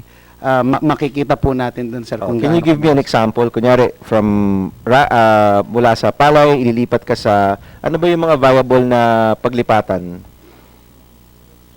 Mhm. Yeah. Example. Or anyone from DA can answer Yeah. kung yes sir, kasi doon sa likod baka Mr. Senator, yes, you said. Actually, yeah, sir. I think most of the additional cost would be on what we call a structural adjustment program, because I think the more viable areas would be to be able to graduate people in the rice sector into either off-farm, meaning to say in the across the value chain, up the Okay. value chain. So hindi na sila magiging magsaka. Hindi na sila primary producers, but Okay. they will be employed in the service processors, industry, processing.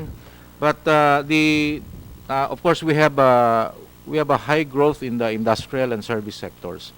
So these are the areas where we think that any structural adjustment program should target and assist people in the rural areas graduating. Okay, so 'di ba may tatlong classification? May area na competitive. So meaning tuloy yung mga programa, no? Tama po. For the record, Yusek. Kasi tumutungo Yes, ka. sir. Yes, sir. Okay. Yes, sir. May area na hindi ganun ka-competitive pero may chance, may fighting chance tayo. So for those areas, you will have your more programs but rice pa rin. Is that correct? Right, sir. Okay. And then yung pinakahuli, hindi talaga competitive. Either, ang sinasabi ni Yusek, tanggalin na sa pagsasaka at ilagay sa ibang part of the value chain, or nabanggit nyo kanina, ilipat na crop. Tama. So, ang tanong ko po kanina, because obviously, You have one half which should survive and should be okay. You have another one na siguro with some time, kaya rin nila. And then meron kang 11 provinces na baka delikado. Marami pa rin yun. Baka umabot pa rin yan ng milyon tao, no? So, ito pong programa natin para sa mga ililipat o ilalabas mula sa pagsaka. So, you'll have programs there. But if you're going to transfer them to another crop, may programa rin ho kayo dyan. Is my question. Nasa roadmap nyo rin po yan. Currently, that is not what they have so far crafted in anticipation of the passage of this bill, Your Honors, is just specifically for the rice program. But we are also doing our consultations because it's a sensitive issue, Yes. graduating mainly rural people outside of primary production. Yes. So meron din pong mga political dynamics. Considerations, doon. So okay. we need to do a lot of consultations. We need to coordinate, for example, with DOLE, with TESDA, and a lot of agencies, which already, of course, are mandated under Do APMA that. Opo. in fostering the graduation and structural adjustments in modernizing agricultural sector. May we know, Yusek, dun sa mga 2 million farmers, 2 million rice farmers natin. Tama yung numero, no? Correct? 2.1 million rice farmers. Ilan ho yung pinaplano nating i-migrate out of farming? Or yung nasa 11 provinces na hindi na talaga competitive? Maybe NEDA can provide. Hindi ho kami privy dun sa figures ng NEDA. Siguro ang tignan lang natin, it's not provinces that will compete. It's individual farmers. Okay, okay. So, hindi siya... May provinces talaga na hindi pwede talaga.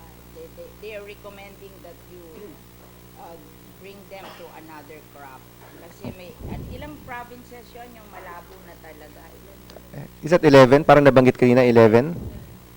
It's 46 na competitive, na ang margin nila is 4 pesos and above. So, they can compete, no? They can compete. May 11 ka na provinces where the yield is 4 metric tons per hectare, pero yung kanilang margin is less than 4. Okay.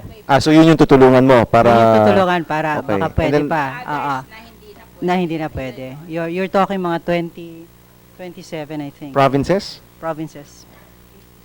Yeah. But ultimately, of course, pag in-operationalize to, 24 provinces.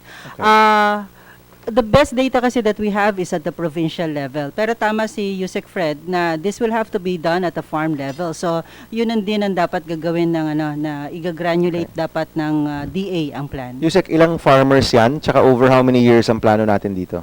If we're talking only synthetic estimation, so this would come out to about mga 600,000 farmers. 600,000 farmers that we need to migrate, no? And we need to what's your timeline here? How many years po?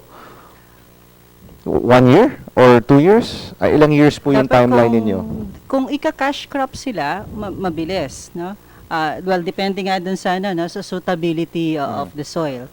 Pero kung halimbawa, migrating them out of agriculture, dadalhin sa industry and services, then they will have to undergo training from TESDA. You're talking 1 to 2 years. 2 years. Okay. NEDA and the DA should work on this. So we can have a definite figure para maayos natin to, di ba? I just want Madam to Chair. clarify also, just one follow-up question. Because we were talking about self-sufficiency last time, no? And I think originally we defined self-sufficiency as the production of the country, meeting the needs of the country. Ngayon ho kasi yung self-sufficiency is our ability to stock up, no? Kasi you will include food security. Nag-iiba po yung definition. Ito po ba ay napag-uusapan nyo na rin? Because in the last hearing, if I'm not mistaken, ang definition pa rin po ng self-sufficiency ng DA ay yung production ng bigas sa ating bayan. I just want to clarify po. No, we were able to produce rice enough for our people. Last year, we produced 12.5 million metric tons of rice, and yung ating demand is something like 11.8 plus 400,000 for seedling, so it's around 12.2. So we produce enough rice, except that yung NFA ang did not fulfill their mandate, but the agriculture produced enough. But with the roadmap, Madam Chairman, na imamigrate out of rice yung 600,000 farmers, then that will of course affect our production, no? So some countries look at food security as the ability to have food stock no, whether it's imported or produced. No, gusto ko lang intindihin yung polisiya. Pag ginawa ho yan, pag ginawa po yung roadmap na yan, syempre, bababa po yung production kasi kukonti po yung ating magsasaka. So, do I take it that the drive for self-sufficiency has also changed already? Nag-iiba na po ba yung polisiya? Yung makukuha natin sa tariff, which we project at something like, something like 13 billion. 8 billion. Kung 100 million, kung 1 million metric tons ang i-importin, will have a tariff income of something like 7 billion pesos. And that we will put in the Rice Competitiveness Enhancement Fund, which will be used to make our farmer more productive. I see. Kasi pag halimbawa, ngayon, ang production natin is 4 metric tons per hectare, we will i-ambition nila natin yung 6 metric tons per hectare. That's 50% increase in production per hectare. So, pag gano'n ang aim natin with our Rice Competitiveness Enhancement Fund, yung 12 million, Maabot pa ron. With less. lalaki yun. With less. With less. With less farmer, we will produce more. Diba? Yun ang ating, we're looking at that. Madam Kasi Chair. yung ating tawag natin, yung inbred seeds natin can produce 6 metric tons per hectare against yung ating average na 4 metric tons per hectare. If we are able to do that, plus mechanization wherein we will lessen yung losses from ating ang tawag natin doon, yung ating mechanization sa ating post-harvest losses, malaki yon, baka ma-achieve natin with less farmers, we have the same, we can achieve self-sufficiency. So, Madam Chair. depende sa planning kung ano gagawin natin. Kaya nga, today, we are asking people how we achieve this. So, we have to ask yung ating mga agencies if they can do this. Yes. Thank you, Madam Chair. Ano lang, bago lang tayo mamaya pumunta sa session, gusto ko lang ipasok ulit sa diskusyon na ang daming beses na kasi nating nababanggit yung mga Wala tayong session. Oo nga pala. Wala tayong session. Na-disorient na. Pero maraming beses na natin nababanggit yung mga magsasaka. So sa anumang usapin na farmers shifting out of rice sa ibang mga tanim o lalo na shifting out of agriculture itself, kahit na yung mechanization na para naman doon ang maraming magsasaka basta pagmamayari nila. Hawak nila para bawas sa cost of production yung gamit sa pagsasaka. Importante po na kakonsulta, hindi lang yung mga ibang ahensya ng gobyerno, pero yung mga magsasaka mismo, yung mga samahan at federasyon ng mga magsasaka, para may buy-in talaga sila. Kahit dun sa pilitang pag-shift natin from QR to tariffication. Salamat po, Madam Chair.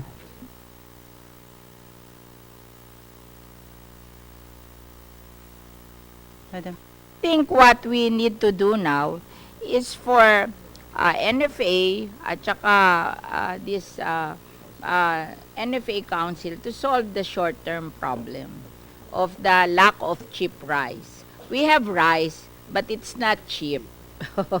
So the only problem is to solve the problem of providing cheap rice or to control the price of rice in the short term. This is only 3 months. Oo. But kami, we want to move on na because we have to pass a bill on rice tariffication. And I want to move on na on how do we solve the problem under a tariffication regime. Diba? Rice tariffication regime. That's why yung ating ngayon today, yung ating agenda is we want to hear from PIDS, we want to hear from NEDA, what are the options that we have to do, and then we have to hear from others kasi magkano ba ma-earn natin from tariffication kasi iba-iba yung figures on how much we will earn from tariffication, and then we have here sinabi nila na so we have to hear from nadinig na natin yung opinion ng PIDS on what will be the role of NFA under a regime of tariffication, and then we heard yung opinion ng NEDA, so we have to balance lang what we have to do. And then we have to hear from NFA, ano naman ang tingin nyo, what will be your role under a regime of tariffication? So, so tatanungin pa ba namin kayo? Kami na lang ang magdi-decide. Hindi na daw tatanungin ng NFA. So, we go on to the other agenda, which is, ano ba yung tariffication income that we have to na makikita natin kasi iba-iba rin sila. So from NEDA, what do you think is the income we will get from tariffication? Ano ba yung computation nyo? Our computation, Madam Chair, is anywhere from 4 to 14 billion.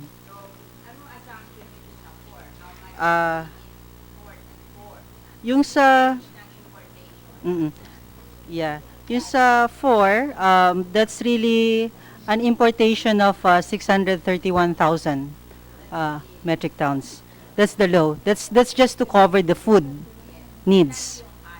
Yung high is at 2 million. But this one really, hindi kasi nga Madam Chair, yung 1 million nito kasi is the waste eh. So we just maintain the same utilization profile. Yung for food is 600,000 metric tons for food. Ngayon, paano naging 2 million? Ano yung inad mo? Ang seedlings is 400,000 metric tons. Diba? Yes. Kasama ba yung sa 600, yung sa seedlings? No. So that makes it 1 million. So, ginawa mong 2 million kasi may wastage na 1 million. Ano ba yung wastage na 1 million? Please explain to me. Laki-laki naman nun. Yeah, actually that part is talagang pwedeng matanggal with the farm mechanization you're saying. And therefore that will be 1 million lang.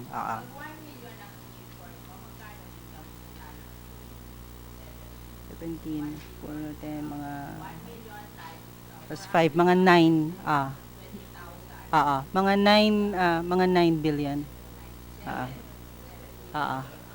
Mga 9, So parang reasonably 7 billion ang ating rice competitiveness enhancement fund. Yun ang dadalhin natin dun sa rice competitiveness enhancement fund. That is the assumption.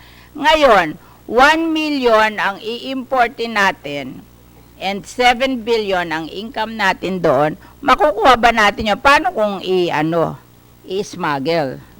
So we have to ask now yung BOC on your modernization. Ano tawag nila doon? Customs modernization law na ipinasa natin. And then, under that, you have to implement the National Single Window System. No, we asked Bureau of Customs, may implement nyo ba yung National Single Window System nyo? Ano ba ang balak nyong implement? Tell us. Yes, ma'am.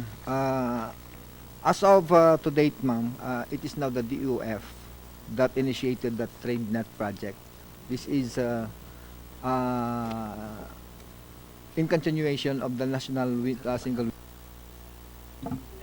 Ako nung mag-investigate ako in 2014, kausap ko sino yon, yung inyong Cost Bureau, si BOC Commissioner nyo, ano pangalan niya? Yun. On that Monday, I went to the Bureau of Customs. Yes. I told him na ikaw naman ay single siya. Yes. Mayaman ka. Ano ba iiwanan mo sa customs para tulong sa ating bansa nung Monday na yon? Ang promise niya, kasi yon a year before the end of President Aquino's term. Ang promise niya sa akin, sabi niya, Ma'am, by the end of President Aquino's term, I will implement the National Single Window System. Iyan ang ipamamana ko na long-term solution to the problem of customs. Kasi yung National Single Window System, wala na, mawawala na ng discretion yung mga examiner. Yun ay talaga i-computerize lahat ng agencies involved. And then, automatic na lahat. Wala nang discretion yung mga ating mga examiners sa customs. Lahat ay computerized. Yun daw ang ipamamana niya sa customs by the time he leaves after a year. Unfortunately, that was a Monday. Wednesday, pinag-resign siya. Oo. Tapos nag-take over ang another customs commissioner. Tapos dineclare illegal yung supplier nung National Single Window System at ipinara nila. Ngayon, yun ang nangyari. Tapos natapos yung term ni President Aquino. Tapos kayo na nag-take over. O ano na nangyari do sa National Single Window System? Because that is the provision of the Customs Modernization Law. Oo. Yes. So ano na ngayon ang nangyari doon? Thank you, Madam Chairman. So I just would like to give an update, the latest on... Yes, Madam Chairman. Yes. So the customs, the National Single Window Project. Kahit na tayo magpasa ng tariffication, kung hindi naman yung Yes. mai-impose ng tariff at pababayaan nyo yung smuggling, edi wala rin yung tariff natin. How can we put it in the rice tariffication enhancement fund, di ba? Yes. The rice competitiveness enhancement fund, oo. So, ano Yes, yun Madam mo? Chairman. Ngayon, So, yes, under the present administration, Madam Chairman, the National Single Window is the implementation is being led by the Department of Finance under the TradeNet project, which is fully owned by the Philippine government. So there is no bidding anymore. So this is built, operated, and maintained by the ICT, Department of Information and Communication okay. Technology. So it's Yes. moving. It's moving, Madam Chairman. Ano ang And, target? well, actually there are 72 regulatory agencies in the Philippines. yeah. So there are more or Yan ang less pag-asa natin for reform. 52 active agencies. 52 yung active po na 52 active. yes. Ang DA ba active? Ang DA po as of now on board po sa DA ay 10 regulatory agencies. Ano yun? Yung BPI, BAI, BPI? Bureau of Plant Industry, the Bureau of Animal Industry, BIFAR. ano ba? Kasi ang rice ang mag-i-import niya, BPI. Di ba? Sino mag-ano sa rice? Hindi, kung ililipat sa DA, kanino pupunta? BPI, di ba? Yes, Madam Chairman. Oo. Yung regulatory, kasi sinasabi na yung NFA in conflict. Kasi kanya yung regulatory, kanya din yung operation, di ba? Which is, mali daw yun. So, ang logical, dalhin yung regulatory sa BPI. Kaya tinatanong ko, sino yung on board dun sa National Single Window System? Kasi pag hindi on board, lagot din tayo dyan. Yes, but we see to it that Everybody's on board. O gaano katagal yan bago Madam matapos? Chairman, as of now we are in the final stages of testing. In fact, on April 13, 2018, there will be a convention. There will be a convention of the National Single Window Technical Working Group members that are part of the agriculture food cluster at the PICC, Madam Chairman. So definitely within the year, this will be, yes, next 13, Madam Chairman, and yes, yes, Madam Chairman. Nakadepende sa inyo yung aming tariffication. Yes, Madam Chairman. Hindi kayo okay, patay tayo. Yes, Madam Chairman. Tariffication. Yes, Madam Chairman. Then, ito namang NEDA.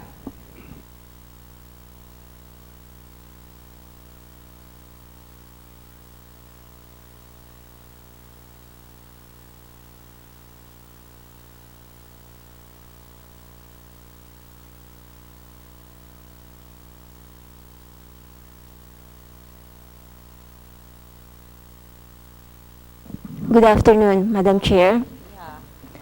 Ma'am, dito po. Magandang hapon po. Madam Chair, if you will recall, nagkaroon po tayo ng Senate hearing back in 2014.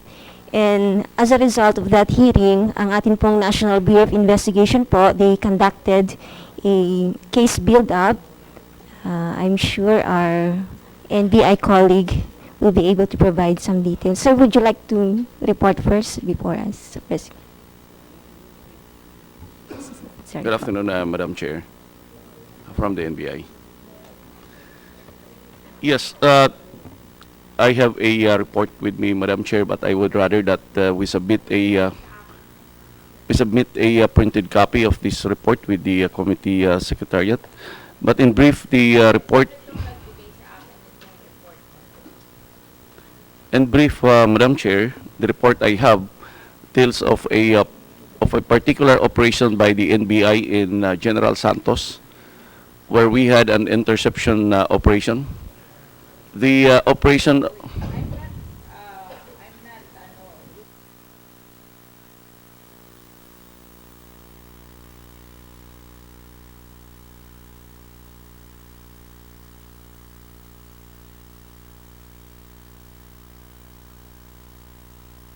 We will furnish, Madam Chair,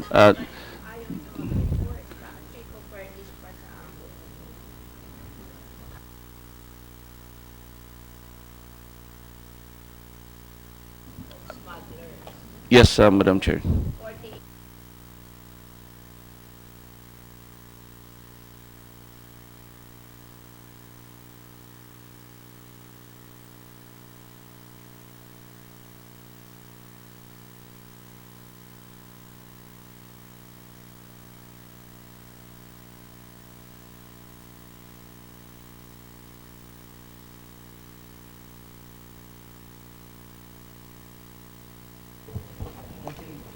$48, di ba? 48 cases. O ngayon, Iho, komentahan mo nga to, ano ginawa nyo dito? Madam Chair, Kasi minamarkahan ko, di ba? Kailan napas yung yung large-scale agricultural smuggling as economic sabotage and non-bailable?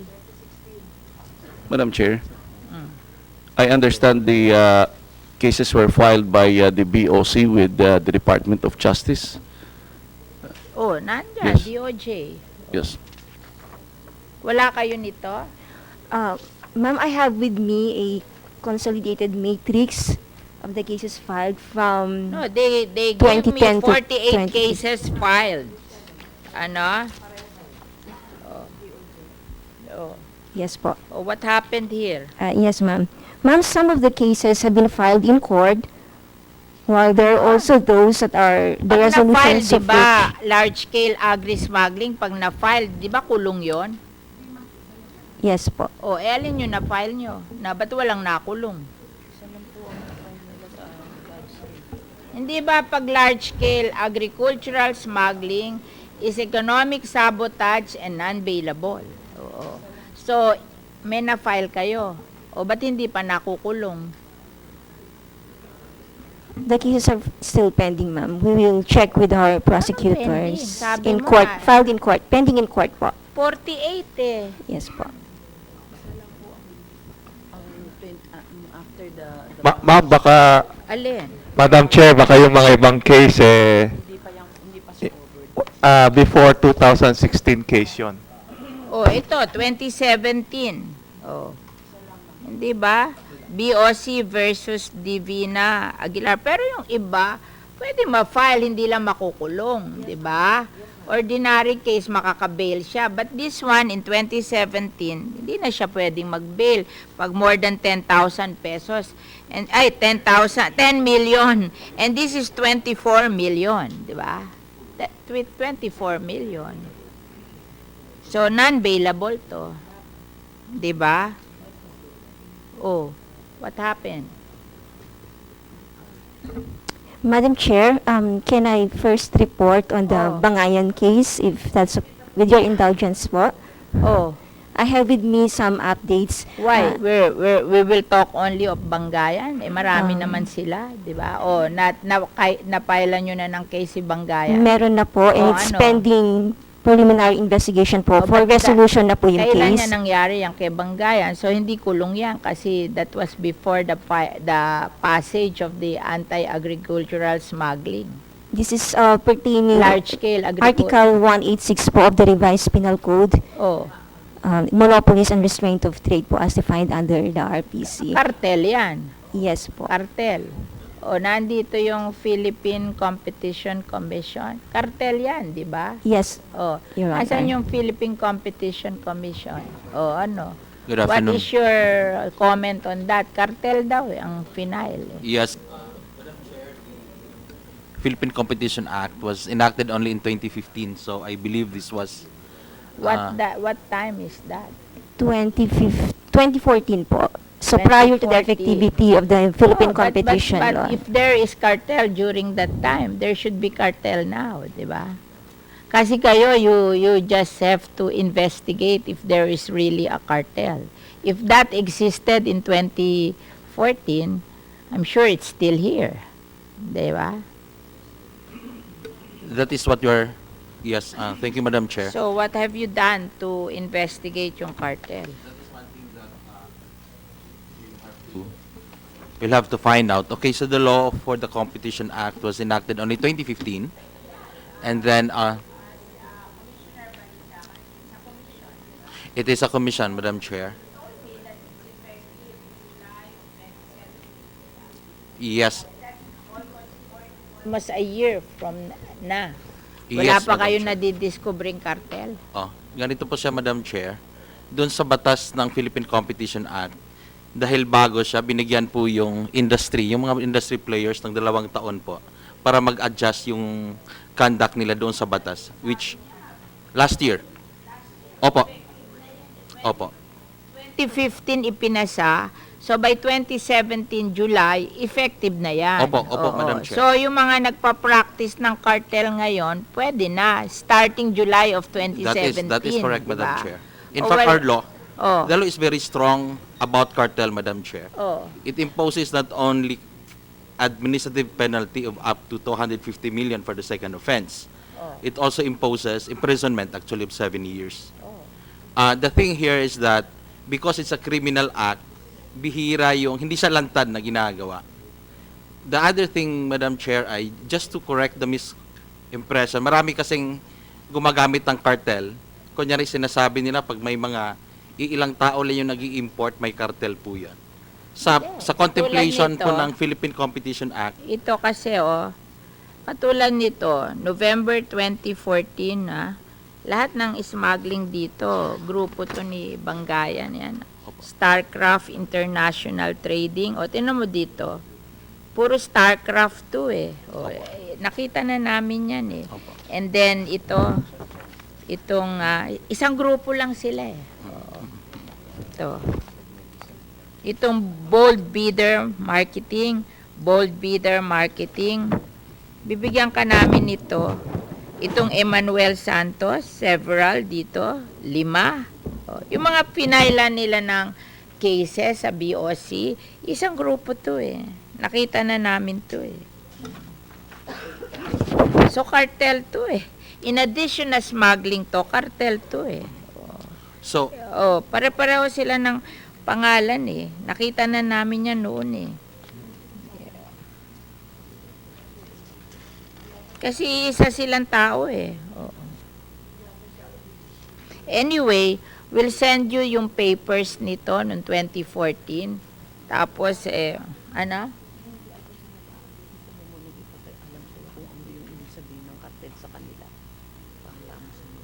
So, you don't agree with us that this is a cartel?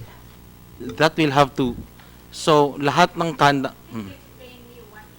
Okay, thank you, Madam Chair.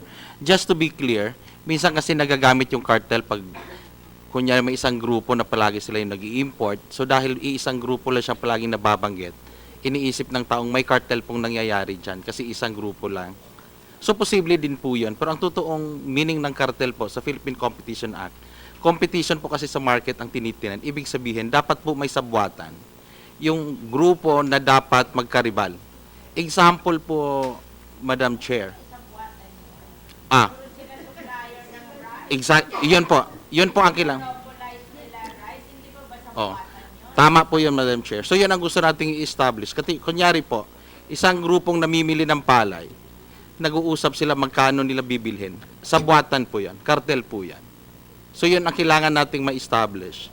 Kung may usapan, may agreement. So, tama po yun. Pag sabwatan yan, cartel po yan. Doon sa smuggling po, kung mayroon silang sabwatan na sila nag-uusap, sila lang ang mag-smuggle. Cartel. Tama po yan. Tama po yan, Madam Chair. Ang gusto na pong sabihin, minsan po kasi, ang sabwatan kunyari ay yung importer at saka taong gobyerno. So parang may cartel, pero hindi po totoong cartel yon. So pwede siyang corruption na issue, Madam Chair. Pero kung sabwatan po siya ng mga importers mismo, nag-uusap sila na sila lang. Sabwatan po, maging cartel po yan. So, ang ginagawa po namin, Madam Chair, Ikaw ay kukumbinsihin ko pa na may kartel. At tingin mo, walang kartel, may problema tayo. opo. Diba? Kaya, Madam Ako Chair, pa kukumbinsi sa'yo na may kartel. Diba Kaya, it's Madam- so obvious? yes, kaya Madam Chair, last year pa po, inumpisahan na pong suriin ng Philippine Competition Commission. Ano po ba ang nangyayari dito sa rice industry? Kasi bago pa po napag-usapan ito, yung pagsusuri na po yun, matatapos namin this month. Okay. Baka po ma-share namin sa committee ninyo. Yeah. Kasi nga dahil doon sa mga isyong lumalabas, kasi palagi pong napag-usapan yung rice. Matagal na issue na po ito. Maraming mga pag-aaral ng ginawa ito, Madam Chair, bago pa kami dumating. At saka So yun yung, yung onion, di ba? Yung sa garlic naman, Madam Chair, nakipag-usap po kami sa committee ninyo. May mga coordination po kami ginagawa. Ongoing po yan, Madam Chair. So, we are hoping, yun yung ginawa namin bago pa yung mga isyong lumalabas ngayon. Sinusuri na po sa last year pa po siya, Madam Chair, sinusuri na siya. Hopefully within the month, matatapos po yung pagsusuri namin, Madam Chair. So we will wait for your report Then we this will know month. Yeah, kung ano po ang maging result naman. So, since yung na-file nilang case, hindi pa yung large scale. Ano mangyayari dito kay yung last? This is part of yung covered na to nung large scale agri-smuggling, ha? Itong last na nakalista dito, yung pinile nila sa customs, ang last dito is, ang pangalan nito, can you make a report on this? June 21, 2017, BOC versus Divina Aguilar. Tres Muores Agri-Venture, rice, 24 million. 24 million. Kasi ang ang large scale is 10 million lang. So this is non-bailable. Madam Chair, with your indulgence, is it possible for me to check with our National Prosecution Service and revert within the day po? We will give a written report So, direct to your office po. Sige, i-report mo to kasi to covered to. Ngayon, yung hindi covered, what have you done with them? Yes, Madam Chair, that's duly noted po. 48 cases. 48, Ito okay. lang ang kinover nung large scale. Okay. Pero the rest, yung 47, there's still cases. Hindi nga lang non-bailable. Ano ginawa nyo doon? Madam Chair, I don't have with me the specific updates. Bakit? Hindi ba pinapunta ka dito para mag-update Yes, ka? Madam Chair, I meron understand ka? po. I have with me the updates on the rice cartel Sige. and related cases regarding Davidson. Basahin mo Bangayan. yun. Para madinig nila. All right, ma'am. As regards Davidson Bangayan, Article 186 is just one of the 4 cases that were filed against him. The other 3 cases involved Article... One moment po. Okay. The use of fictitious name or concealing true name as defined and penalized by Article 178 of the Revised Penal Code as amended against Davidson Bangayan nga po, also known as David Tan. The third violation pertains to Commonwealth Act number 142 as amended by RA 6085. And the fourth and last one is a violation of Section 65. The Commonwealth Act, ma'am, it has to do with it. Yes, po. The use of fictitious name. That's correct. Po. Commonwealth Act, it's the regulating the use of aliases, po. It's similar, po, but yeah. And the last one is possible violations, po, of pertinent provisions of the Government Procurement Reform Act, po.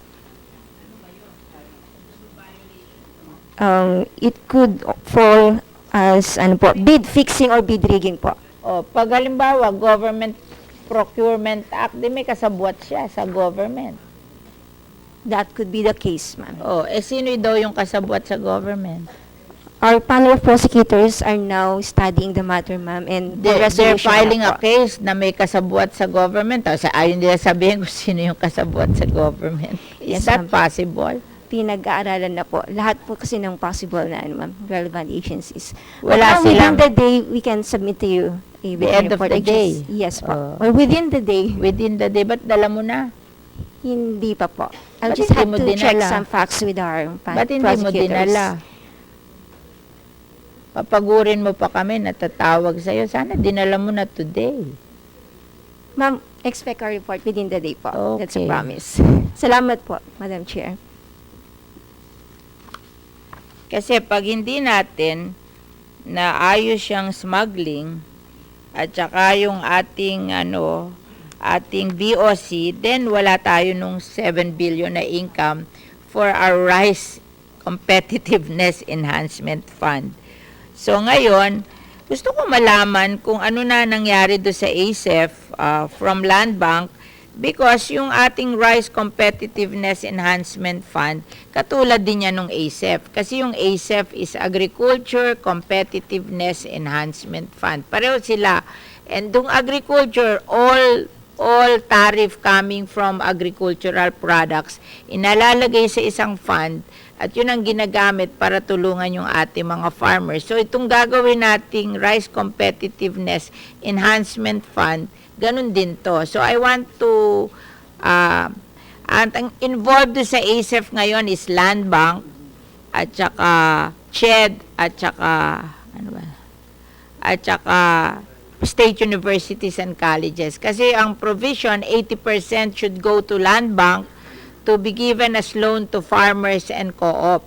And then 10% will be given to the state universities and colleges para doon sila kukuha ng pera pag may research, katulad ng pinagagawa natin sa PIDS. So, and then 10% will be given to the state universities and colleges. And sa CHED, yung scholarship for children of farmers. Kasi ngayon, free tuition fee tayo, pero kung may extra money doon, pwedeng bigyan ng allowances yung mga mag-aaral ng agriculture para mas ganahan silang mag-aral ng agriculture kasi may addition, di ba? Than just the tuition. So, I want to hear from Land Bank what happened to ACEF. Good afternoon, Madam Chair. Yeah, okay. As far as Land Bank is concerned, yung lending parameters po for the program ACEF has already been approved both by the Land Bank and by the ACEF EXCOM. So right now, we're awaiting yung ACEF EXCOM. Ma'am, DA Secretary, the Land Bank President, representatives from the farmers and the fishers organization, plus the CHED chairperson comprises the EXCOM. Can you give me the list of people in that EXCOM, ha? Yes, ma'am. Yeah. We can And do that. then, and ano na nangyari? Ma'am, kasi ngayon... So, nagawa nyo na yung parameters of how to lend the money? Yes, O ano, what about the parameters? Ano nangyari doon? Ano na-decide nyo? It's 1 mil, according to the law naman, ma'am, individual is 1 million, 5 million for conduits at 6% interest rate. For the But conduit. But 6%? Ba't yung sa ano nyo, pera yan ng gobyerno binigay lang sa inyo, ba't kayo mag-charge na 6%? Actually, 0%, ma'am, for individuals. Pag dinaan po sa conduit, yun ang nagiging 6%. No. Ibig sabihin, magkano nyo i-charge yung conduit, tapos magka-cap kayo doon sa conduit, di ba? Na hindi sila pwedeng mag-charge na malaki when they relend it to farmers. Oh. Ma'am, may I correct? Direct lending is 6% per annum, and on lending, which is via conduit, is 0% provided they're passed on to the sub-borrowers is 6%. Kala ko 4. Ito po, Pumayag kayo sa SRA na 4, tapos yan hindi kayo. Pareho din ang source of money niyang government. Wala kayong interest dyan. Madam Hindi Chair, ang private ngayon 3.5. Ba't ganyan? Ma'am, we will have to confer with the EXCOM kasi ito po is in coordination with the DA. The sugar, we pass Sugar Industry Development Fund and we give to you 300 million a year to be lent out to sugar farmers. And the SRA said you agreed to 4%. Oo. O bakit yung ACEF, ganun din ang source niyan Bakit mas mahal yan? Sige po, ma'am. We will discuss this with the Kasi dapat fair, di ba? The DA. Kung Ito po kasi for lahat, di ba? Kasi wala naman kayong binabayarang interest dyan. The money came from government. Galing yan sa GAA. Yes, ma'am. Wala naman pong kikitain ng land bank dito aside from the 4.5% management fee. O 4. Di ba pumayag kayo sa SRA na 4? Yes, ma'am. We will confer with the DA. Ayusin nyo yan, mali yan. Madam Chair. Why DA? Madam Kasi Chair. DA is may I be part of the recognized? EXCOM. I represent. Why will DA decide? No, Sa ma'am. inyo ko nga yan binigay Kaya nga hindi binigay yan sa DA Yung 8 billion noon na wala sa DA Ayaw pumayag ng mga senador na ibigay uli sa DA kasi yung first 8 billion niya nawala. So ngayon, ayaw nila ipasa yung continuation ng ACEF unless ibigay yan sa inyo, sa land bank. And you have no cost of money there. Yes, ma'am. Kayo lang ang magmamanage. Why will you charge 6%? Ito sa SRA, pumayag kayo ng 4. Dapat pare-pareho. Sabihin mo sa kanila, pare-pareho yan. O kasi unfair naman yun. Ba't sa sugar 4, tapos sa iba 6. Magre-reklamo sila niyan. Dapat pare-pareho yan. Sige, ma'am. We'll discuss that with the DA EXCOM. It's not DA na mag-decide. ACEF EXCOM, I mean. Kaya nga hindi binigay yan sa DA kasi nawala sa DA Madam Chair. 8 billion yan. 13 billion yan Nawala na nga yung 8 billion Madam Chair, yung individual kung maglo-loan sa land bank, pwedeng 4% How come yung ACEF mas mataas sa... Kaya nga, ma'am, we will elevate this to the EXCOM. Pasok. And food sovereignty advocates the National Movement for Food Sovereignty. And it has been a long, tagal ng problema po ng mga farmers ang financing. And many of our members have not been able to access loans from land bank, and knowing that there's an ACEF and WTO tariffication has been here for quite some time, 20 Wala naman more or years. tarification. Ngayon pa lang nga tayo magpapasa ng batas on Madam Chair, yung pong mga other ACEF nga yan, commodities po. agriculture, Opo. Yung agriculture tarification, not rice tarification. Opo, yung agriculture tarification nga po. Yan ang pumupunta sa ACEF. Opo, yun po ang problema ng mga farmers, hindi po sila nakapag-access sa land bank. Kaya nga, tulungan yung magbaro opo. Kaya nga tayo nagtatayo ng farm school para turuan yung mga farmer how to borrow from a bank nang hindi sila magbabaro sa 5-6. Kayo naman kasi may kasalanan. Nung ako'y maupo ng 2013, sinabi ko dyan sa state universities and colleges, sila magtayo ng farm school at sila ang magturo sa farmer para matutong magbaro sa bank. Wala namang pumayag sa inyo Madam Tas Chair, hindi po ako kayo na walang mautangan yung farmer. Hindi nga kayo nagtayo ng farm school para turuan yung mga farmer how to borrow from a bank. Kasi ang mga farmer, mahiyain sila natatakot silang pumasok sa loob ng bangko.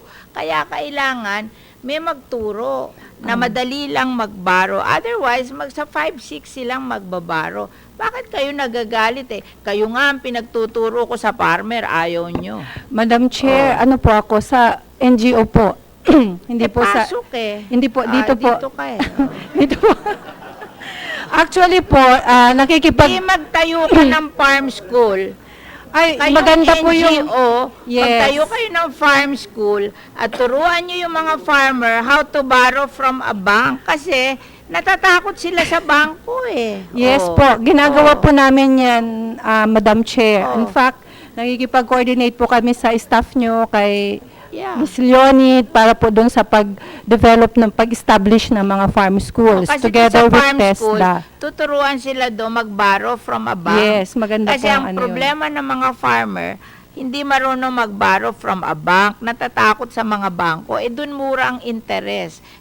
Sana mo naman dadalhin ng pera? Di syempre sa land bank kasi supposed to be sila yung tutulong sa farmer. Kaya lahat ng pera, yung ACEF, dinala sa kanila 5 billion.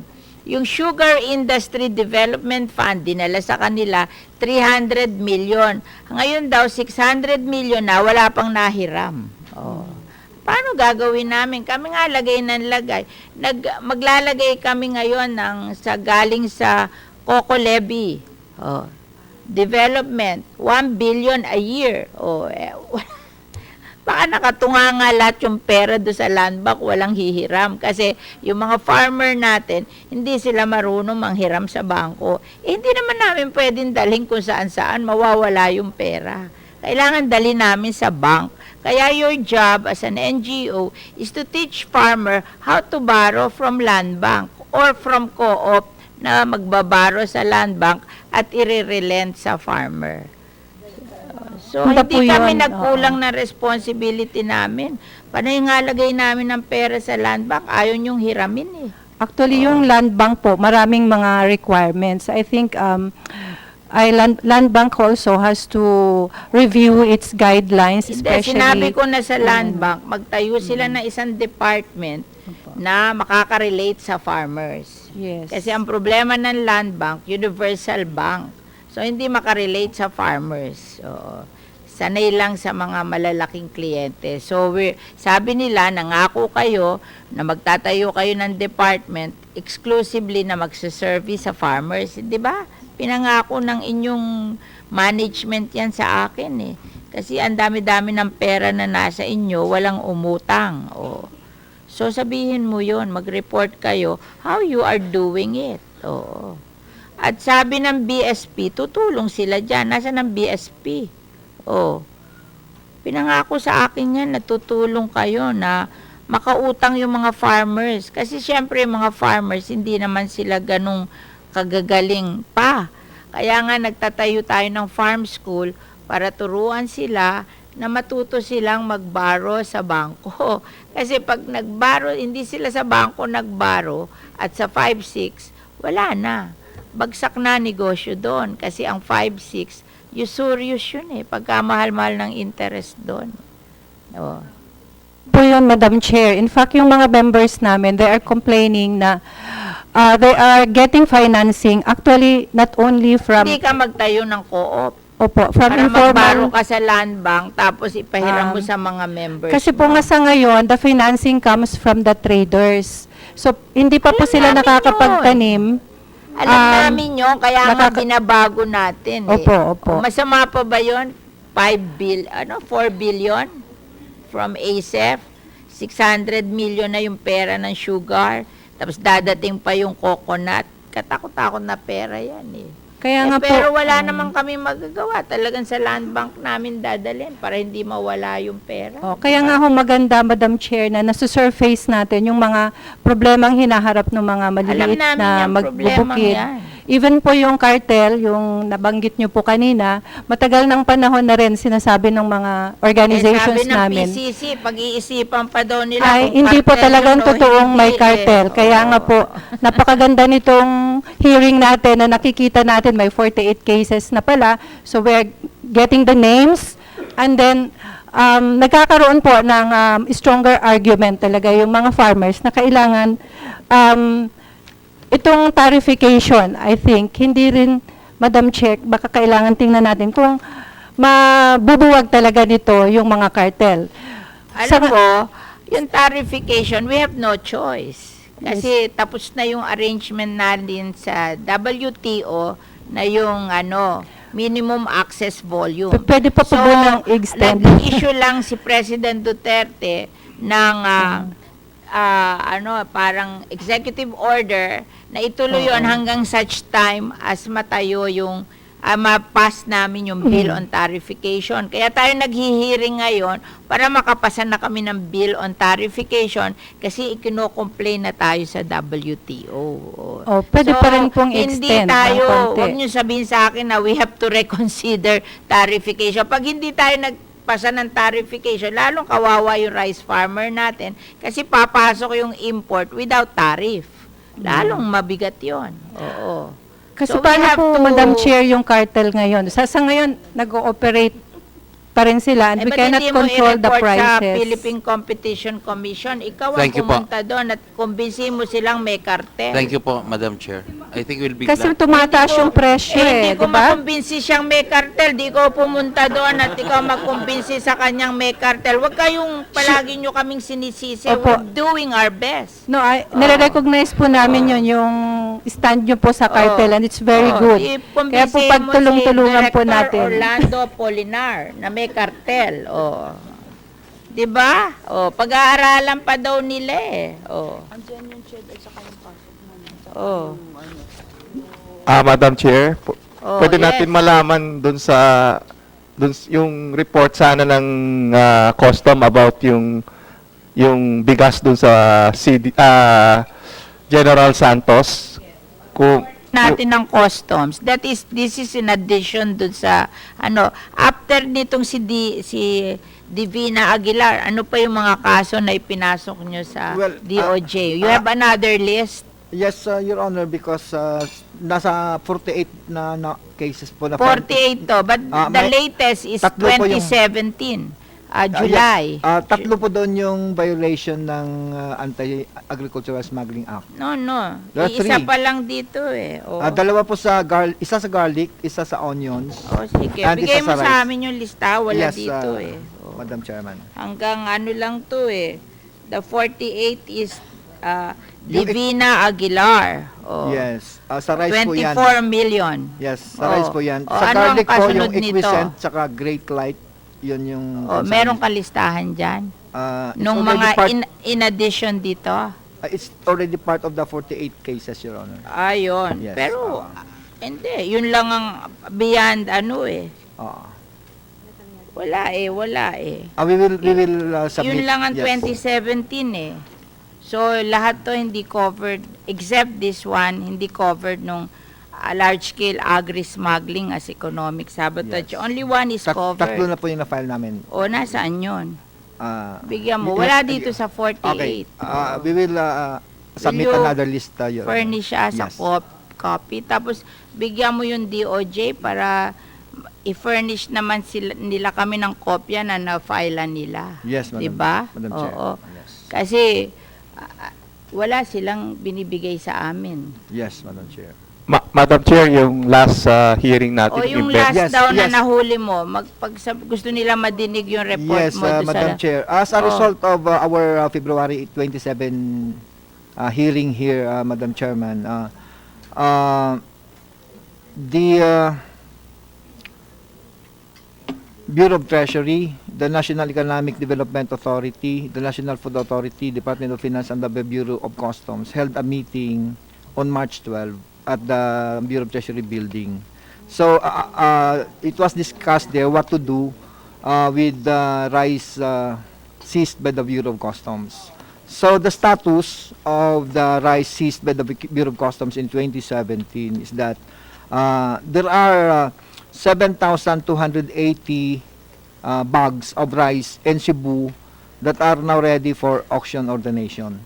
So those Bigay na lang sa NFA Yes. para pagbili ng mura. it can be done, di yun Madam na. Chair. But as regards other cases or Lahat. Hindi ba sinabi, ang request namin lahat ibigay? yung iba kasi, Madam Chair, pending pa yung cases. O sino na yung ready? Ang sa Cebu lang po, 7,280. O yun, pwede Oo. na yun. Nasa ng NFA Council, umalis na. Pwede ba yun, i-request na yun? Yeah, yes. Madam Chair, ang pakiusap lang po namin, kung smuggled po yan, wala pong dokumentasyon yan. Wala tayong assurances at saka traceability. Ngayon, kung gusto po ninyo yung ipasok sa national supply natin, kailangan pong patest natin para yan ay ligtas. Ngayon, kung hindi po natin kayang gawin yon o ayaw natin gawin, kailangan pong i-destroy yan. Kailangan pong magkaroon ng clearance dun sa quarantine agencies natin. Sabi yung dinidestroy kasi baka mamaya kunyari dinestroy, hindi man dinestroy. Tapos kung namang ipagbibili, baka yung nagpasok niya, yun din ang bibili, di ba? Kaya gusto natin, i-donate na natin. E di tingnan nyo kung i-test nyo na lang and then dalhin na sa, kasi, di ba sinasabi nila, wala daw solution do sa hindi nakakabenta ng NFA rice. Dito na solution. Meron nang pwedeng ibenta ang NFA. Madam Chair, Di bayaran kayo ng NFA. At Hindi na least po. kung government to government, walang lokohan na yan. Kasi, Pwede pong wala ng bayad, Madam Chair. ayun pala eh. Actually, Madam Chair, in all cases of Anong auction, process yan? Sino gagawa? kami po ang gagawa ng deed of donation. All the NFA needs to do is just to accept it. Sige. Ikaw, NFA. Actually, Madam Chair, in all cases Mag-coordinate ka na sa kanila para matapos na yung istoryang walang rice. Kasi yung dalawang senador nagpupumilit na kailangan may rice. Cheap rice. Oo. So, gawin nyo na yan kasi opposition nyo, issue yan. Para wala nang issue, di ba? Ilang sako yan? Malaki na yan, di ba? For a start, di ba? Para may cheap rice na tayo. Sabi nila may NFA para walang NFA rice. Madam Chair, yung 60,000 na rice sa Zamboanga. Yes, there are 40,000 in Zamboanga. Pending pa rin po yung hearing doon. In fact, during the meeting with NEDA and Na-inventory na? Opo.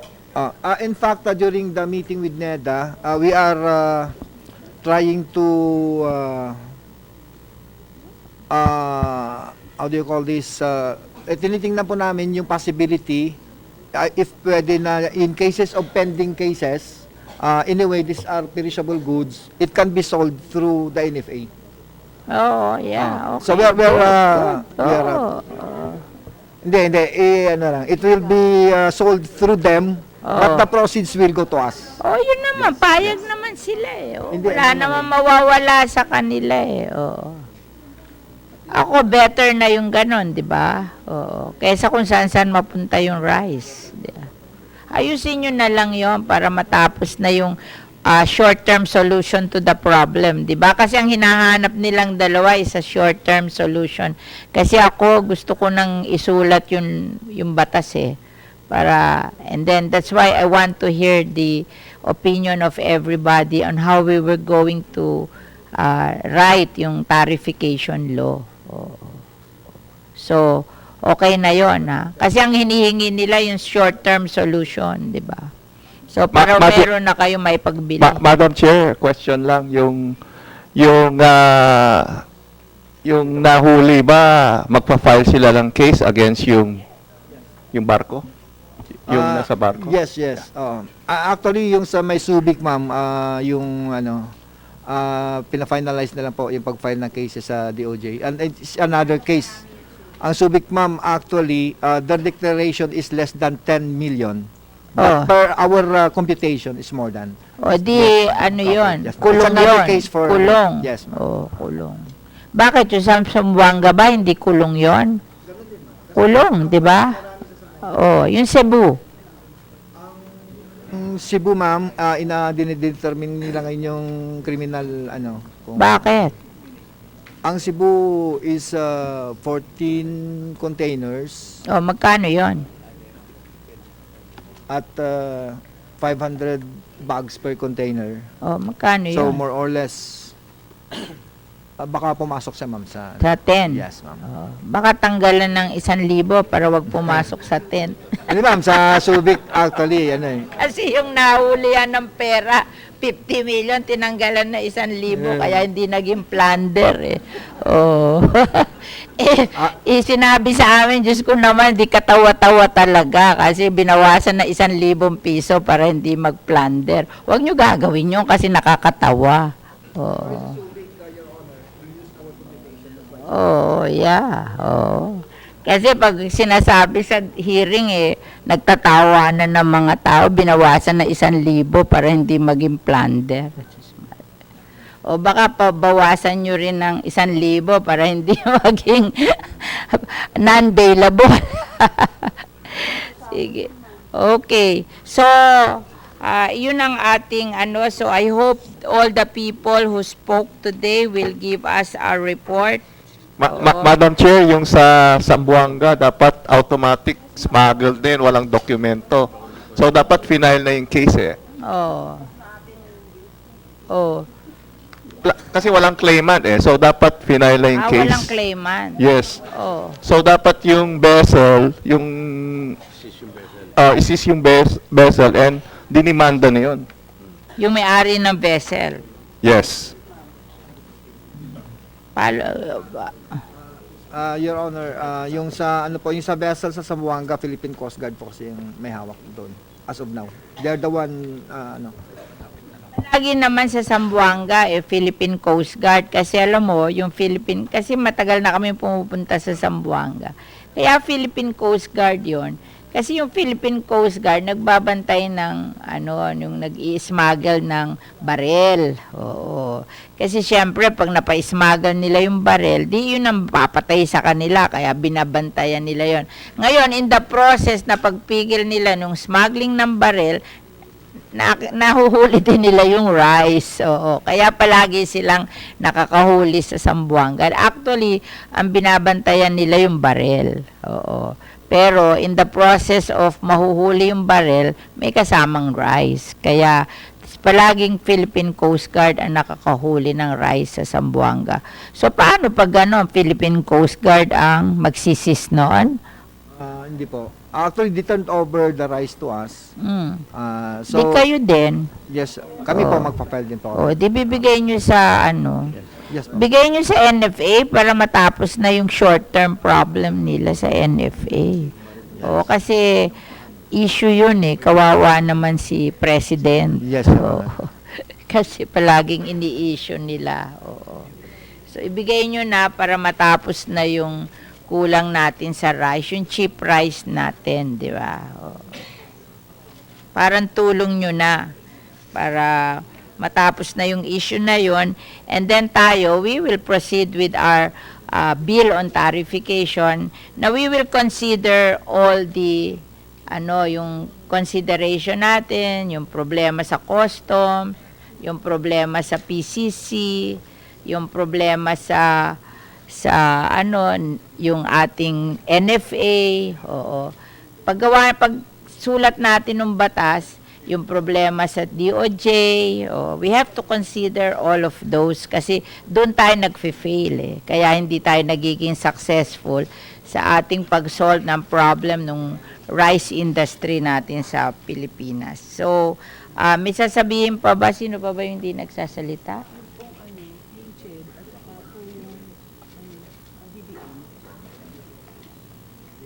DBM.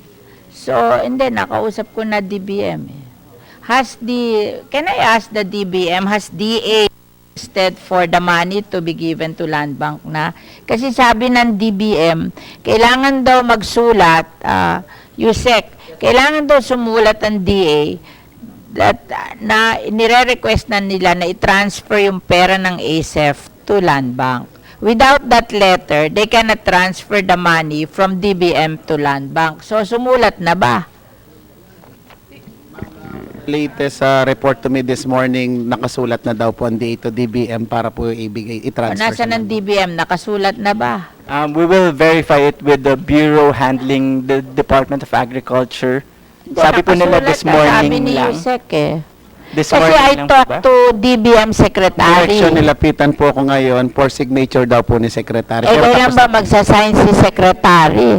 Eh, puntahan mo na doon sa wherever he is and let him sign. Kasi tinan mo, nagre-reklamo yung mga tao, di makautang sa land bank. Pirmahan na niya. Kasi kailangan niya lang pirmahan yung request at itatransfer na ng DBM yung pera sa land bank. Oo. Yung pera ng CHED, dumating ba sa inyo? Nasaan ang CHED? Wala pa?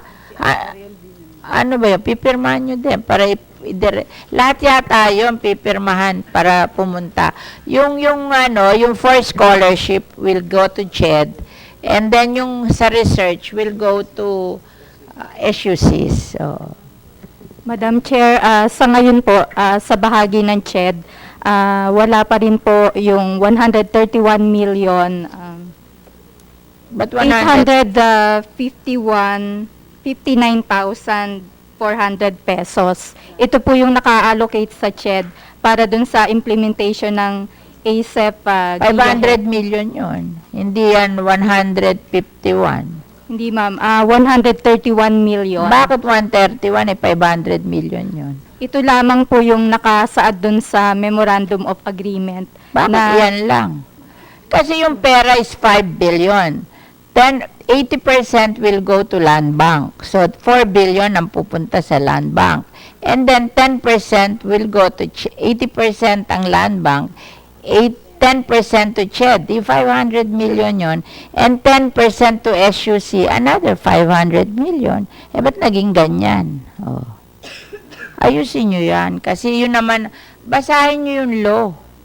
We pass a law on the agricultural extension of the agricultural competitiveness enhancement fund, and that is 80% to land bank, 10% to CHED, 10% to SUCs. At hindi lang limited yan kasi lalaki pa yan kasi lahat ng tariff ng agricultural products dapat ibibigay nila dyan. So, I think we should ask, this is an opportunity for DA to ask DBM, magkano na ba yung yung ACEF fund? Kasi yun, luma na yun eh.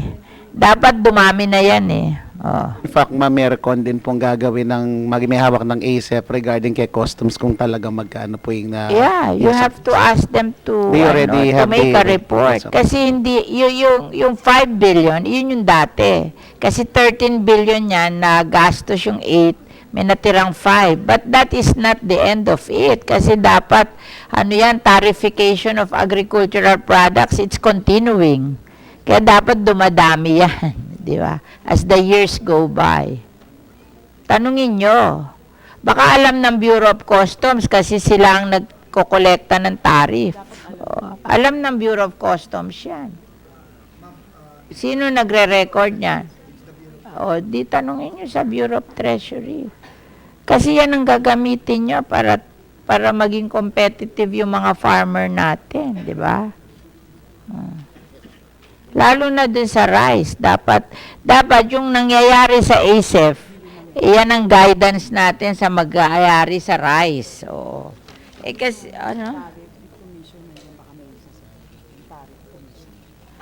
Okay, do you have something to say in Tariff Commission po? Do you have a record of all the tariff that are collected, no? Bureau of Treasury. Kayo, may record? We have the record and the Bureau of Treasury receives all the payments. Yeah. We're not interested. We want to know what is the amount. Okay. So we can follow up with the with the DBM. Yes, we have the record. You give us the record of all the tariff yearly of agricultural. For the MAV. For the rice only. No, not the rice. Hindi MAV. Yung agricultural. Kasama ba MAV dyan? Sa ACEF? Ma'am, if I may, the reason on why we need to recon with customs, if you still recall then, during one of the meetings with Department of Finance during the past administration, there was a time din, isang taon na mukhang walang remittance or what. Gusto lang natin malaman, ma'am, kung ilan po yung nakolekta versus na niremit para makapagbangga na. Wala naman silang na-remit na bago eh. We're talking of the 13 billion na before 2010 pa yun. After that, walang nare-remit. Kasi naipara yan, nung 2011, yun na pera, 13 billion. Oh. Hanggang ngayon, wala pa nadadagdag doon. So, it's remittance since 2011 up to now. That's ilang years na yun? 7 years. Oh, malaki na yun. So, you ask. Oh, sila alam pala nila, yung yearly.